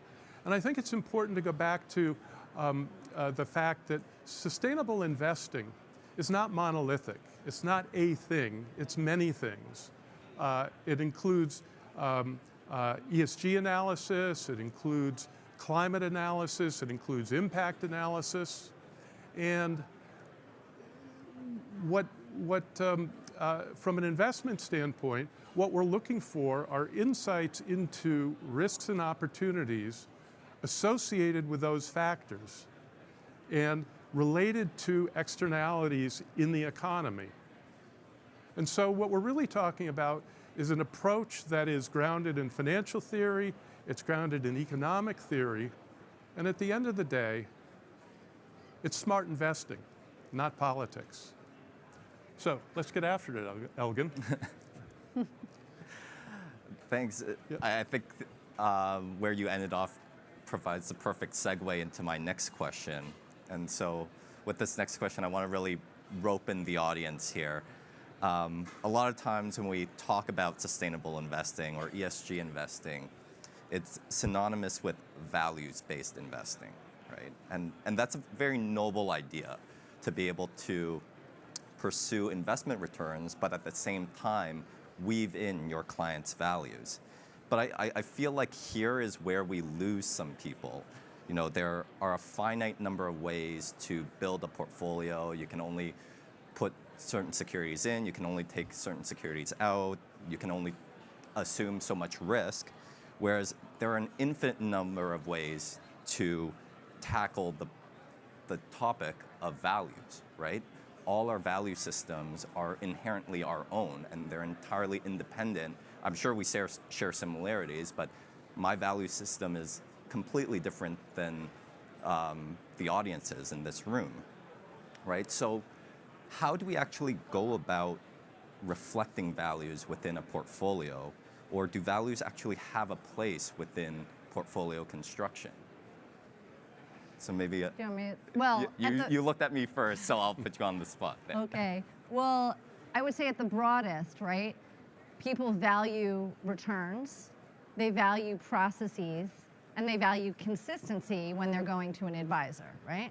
Now, let's say they also value, for example, a company that has a diverse slate of leaders and boards of directors. Now, you could argue that that doesn't translate into the bottom line. You could also, and there are studies that back this up, argue that that would support better decision making, right? We all know that groupthink can be really, really dangerous, and groupthink can be especially dangerous when we have change in the world. And I think we can all agree that change is the one constant we see in the world. In terms of someone coming in and saying, I just want a company that does good in the world, right? This is a very, very squishy concept. So let's take, for example, what we have going on in Ukraine, right? We have a war going on. We have NATO, basically, NATO countries helping the Ukraine. Are companies that make weapons in this case, is this for good or is this for evil, right? This is, to me, a very, very squishy kind of concept. So I tend to take the approach that maybe a number of you have heard of this company called Engine Number One. They do what we would call sustainable investing with the eye to what is the net present value of your future cash flows given a world where we have to deal with climate, given a world where we know the data that says a more diverse group of thought is going to likely produce better results on a more consistent basis. And of course, not even getting into the governance aspect, because I don't know who would invest in a company that has poor governance. Yeah. Well, I didn't pay Constance to reference vote, but that is based on a Morningstar benchmark, so I appreciate it. So, look, whether you're talking about institutional investors or wealth clients or retail investors, investors have beliefs. And I think Constance's point is correct, which is that at the end of the day, this is investing. And the question is, kind of how do your views about the world shape your approach to investment? And fundamentally, the values question isn't really about, can I just invest in the, companies that do this or companies that do that. You can actually do all of that. So we have 4,000 benchmarks, each of them, 4,000 ESG benchmarks, each of them has an investment thesis. And some of them are designed for core holdings to hew very closely to market beta. Others are more thematic in nature and provide the kind of exposure to the sorts of trades that I think Constance was alluding to. And I think at the end of the day, whereas 10 years ago there were very few funds in the market, it is possible to put together a very sensible asset allocation for any investor who wants to express their beliefs through their investments. And so it's not an either or, it can be done. Mm-hmm. And it goes back to your point about how ESG investing or sustainable investing isn't just this monolithic thing, right? There's different ways to dissect these companies.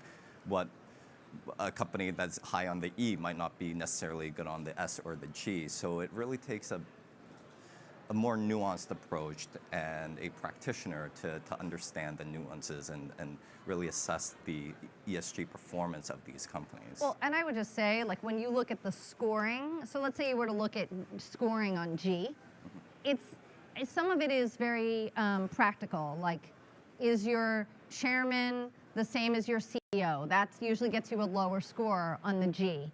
But there's various aspects of governance with regard to disclosures, cross-holdings, and these scores tend to have a little more value than I would say the S scores and possibly the G scores, right? So I think most investors that are doing bottom-up selection are not going to necessarily gravitate towards companies that score poorly on the G. On the other hand, history is littered with governance mistakes that people didn't catch.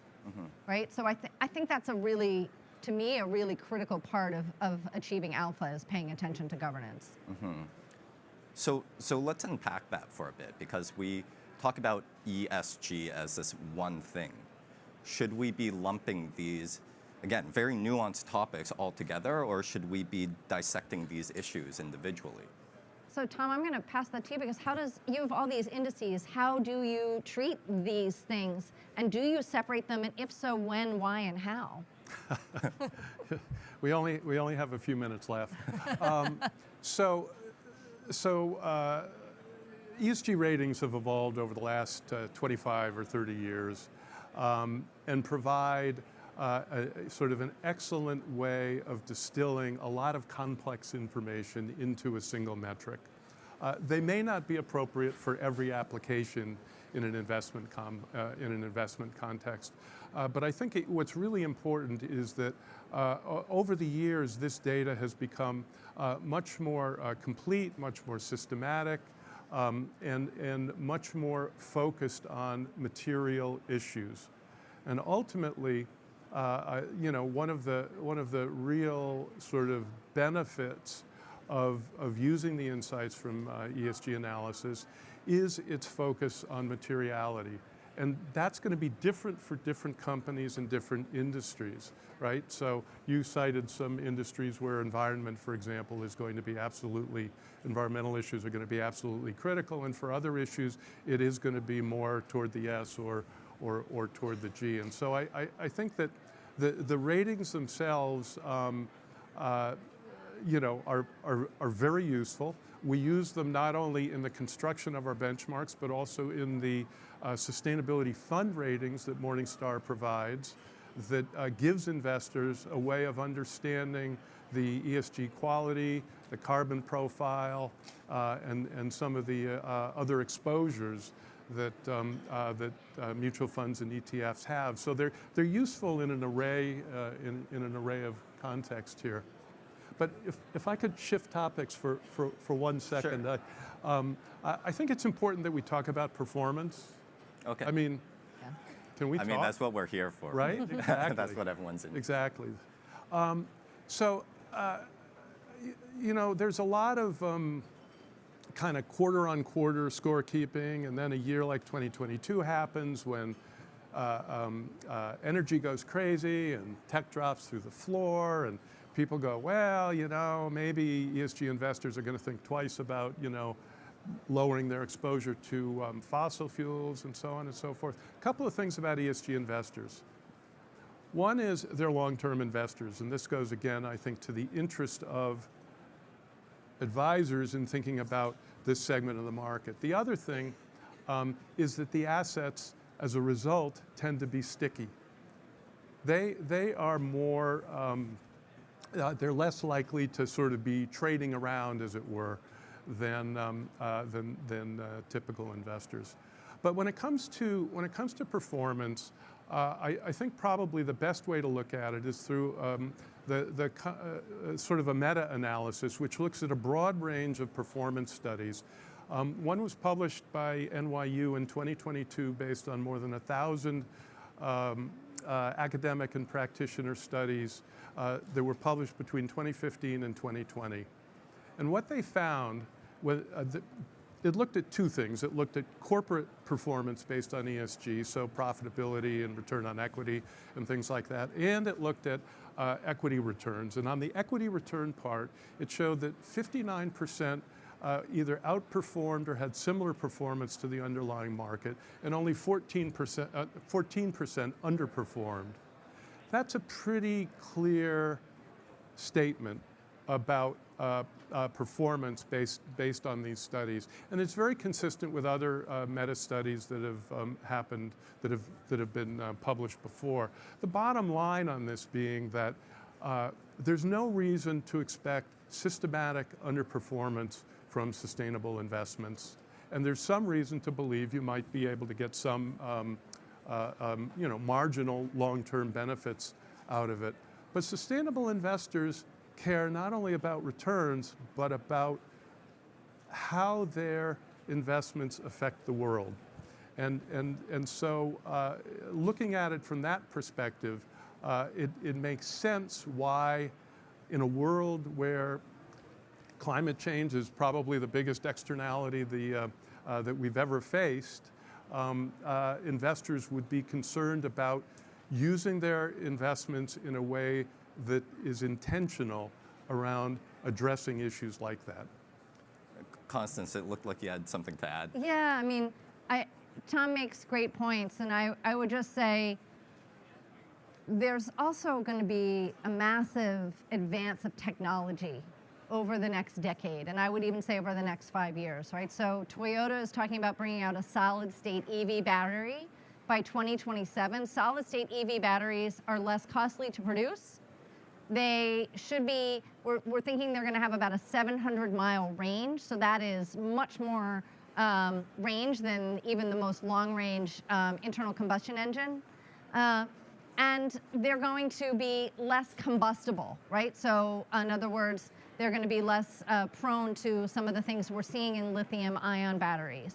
That technology is going to be a game changer. We're making progress, for example, on nuclear fusion, which means that you could produce nuclear energy without residual toxic material, and AI is going to help these advances move faster, right? So if we get nuclear fusion in the next 5 years and start deploying it over the subsequent 5, by 2040 or 2035, the entire world could be more or less carbon neutral, right? So keeping up with where the technology is also going to help determine the relative value of legacy technologies vis-a-vis the energy transition.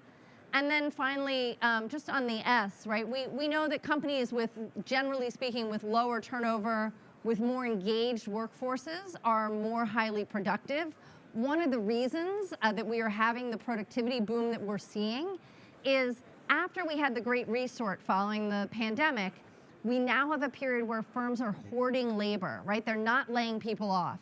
And so people are staying in jobs longer, in part because they're choosing to, and in part because employers are choosing to have labor be there for longer. What this means is that people are becoming more productive in the jobs that they're in, right? So these S factors, when you translate them down into how is that company going to perform, do make a difference in performance. And I think it would serve the ESG investing world to really focus on the parts of the different metrics that drive higher returns.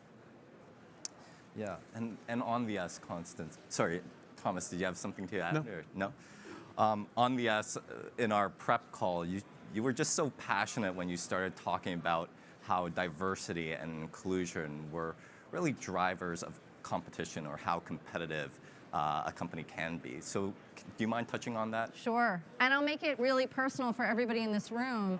You're all here because a company decided to innovate and come into existence with a diverse workforce that had diversity of thought, right, more than anything else, to be able to innovate, create Vetify, and then create this conference that didn't exist previously. So, you know, in general, we look back at innovation, oftentimes it comes from that unusual idea or that unusual thought that is then sparked. And so this is true economy-wide, it's true within companies, and it's a hard thing to achieve for most companies, right? It's a very difficult thing to achieve. Most companies are hierarchical. People want to say the right thing. They're afraid if they say the wrong thing, the boss might not give them the same bonus or might not, you know, want to seek out their view. And so institutionalizing diversity of thought then makes it more permissible, which makes it more frequent, which then yields better results. And I think we've covered the E, the S, so now turning to the G, and I think this is where... G. Skip G? Yeah, skip G. I don't know, Constance Every company has it. My long FTX I think- position's doing great. I don't know about you. I don't know. Why do I need to care about G you? only matters when it's bad. You think? Yeah. Oh, I mean, okay, so spending several years as an insurance executive, what I'm here to tell you is that it's bad much more often than you know. And so let's just take an area where every company is impacted, every person in this room is impacted, and is going to be more impacted, by the way, with AI. So cybersecurity, huge area where protocol and governance matters.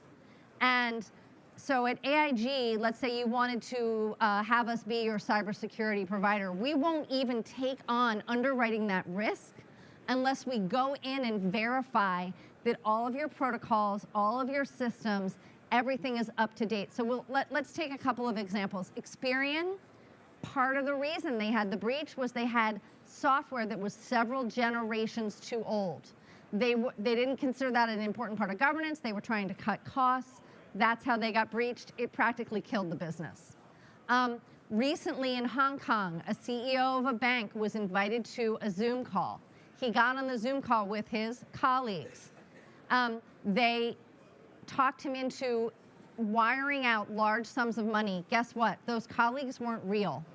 They were AI-created people that were on the call with him. So having governance, I would say, matters more than ever, right? And just to, because you can't overstate it, these problems and breaches, these problems in governance happen more often than you think. Again, an insurance example, D&O insurance, where AIG is very judicious when it comes to who they will write D&O insurance for. That comes down to what governance protocols are there for your board. How seriously are you enforcing them? Another area of governance that dovetails with the S, right? If you have poor governance, you're much likely to have breaches of protocol that maybe veer into the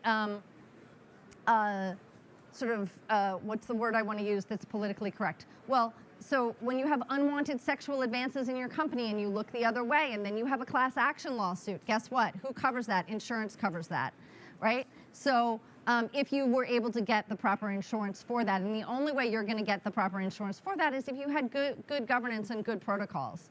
So I'm a big believer in strong governance as both a competitive advantage and a preventative measure. Tom, did you change your tune, or? No, I think she made my point. It only it matters most when it's bad. Yeah. Yeah. So I just wanted to highlight that we have under 6 minutes left. So if anyone has any questions, feel free to use the Slido app, and we'll try to get our expert panelists to tackle some of your pressing ESG questions. So I just want to turn the focus to time horizon now, because when we talk about ESG, especially on the risk side of things, we sort of like to kick the can down the road a bit and say, oh, a lot of these risks play out over the long term, right? And similar with the opportunities, they play out over the long term. So maybe quantify that a bit for the audience. What does long term actually mean? Because I think for most of the audience, we measure performance in terms of quarters, right? So let's. Right. I think it, fundamentally the issue here is that we're looking at risks that are likely to be manifest in the medium and long term in a short-term world, right? And that's kind of the conflict, I think, between the way investment is practiced and how to evaluate these issues in that context. I guess until the incentives are right for actually investing long term, I think that conflict will exist. Asset owners, of course, large pension funds, have essentially an infinite time horizon, and it's no surprise that they're really leading the evolution of sustainable investing globally. I would just add one more thing here about time horizons, which is almost counterintuitive, and that is we live in a sort of a 24/7 world, and yet that's exactly why sustainability matters more than ever, because living in a digital world has provided both voice and agency to the stakeholders of companies to essentially weigh in on, as workers, as citizens, as consumers, and to basically express views about sustainability that companies then have to take account of, for when it comes to recruiting and how they design products and whether or not they pollute and so on and so forth. And so this is exactly why the world has changed over the last several decades in such a way that sustainability is on the agenda and it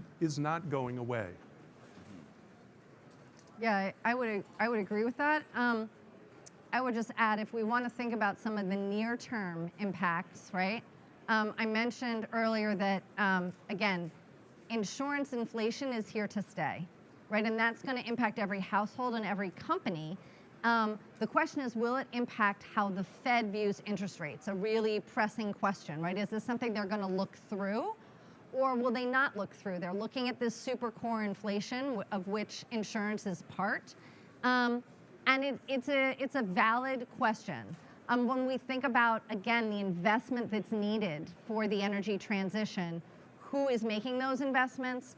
Where are those investments incentivized by policymakers? So if we take the CHIPS Act, the Inflation Reduction Act, and the Infrastructure Act combined, within all of those three pieces of legislation are incentives to invest. We've seen a huge increase in manufacturing investment over the last 2 years. We think the next phase where there's going to be massive increase in investment is in the electricity space, right?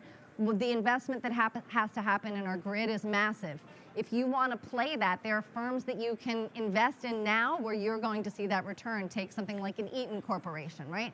So there are things happening presently that are impacting the investment landscape. The other thing I mentioned was where are rates finally going to settle? Does the level of investment that's required impact that? And then, of course, the carbon-based border adjustment mechanism is going to influence the OECD sectors that are going to gain market share importing into the EU. Yeah. So we take this? Yeah, question here? let's use the remaining time to answer this question. So, question from the audience: how does an advisor figure out which research of ESG scores are actually good? I think that's one for you, Tom. Yeah, sure, I'll take that. The answer is that different frameworks give you a slightly different perspective on environmental, social, and governance issues. They're all good. It's a little bit like, if you're talking to investment analysts and you're getting a buy from some, a sell from others, a hold from others. How do you make sense of that? And I think the basic approach is to look at the score, but also look at what lies beneath it from the perspective of what is it exactly that matters most as you're trying to think about investing in a particular company. When it comes to funds, sort of portfolio level scores provide a pretty good indication of sort of how a company fares on environmental, social, and governance, climate, and impact in relation to the underlying market. So I think in some sense, even though there are differences among them, which one you choose doesn't matter that much. Great. All right. We're at time. So I want to thank our panelists for their time. Constance, Tom, it was a pleasure. So I see there's one remaining question. Feel free to approach any one of us if you want this answered. Thank you. Thank you. Thank you.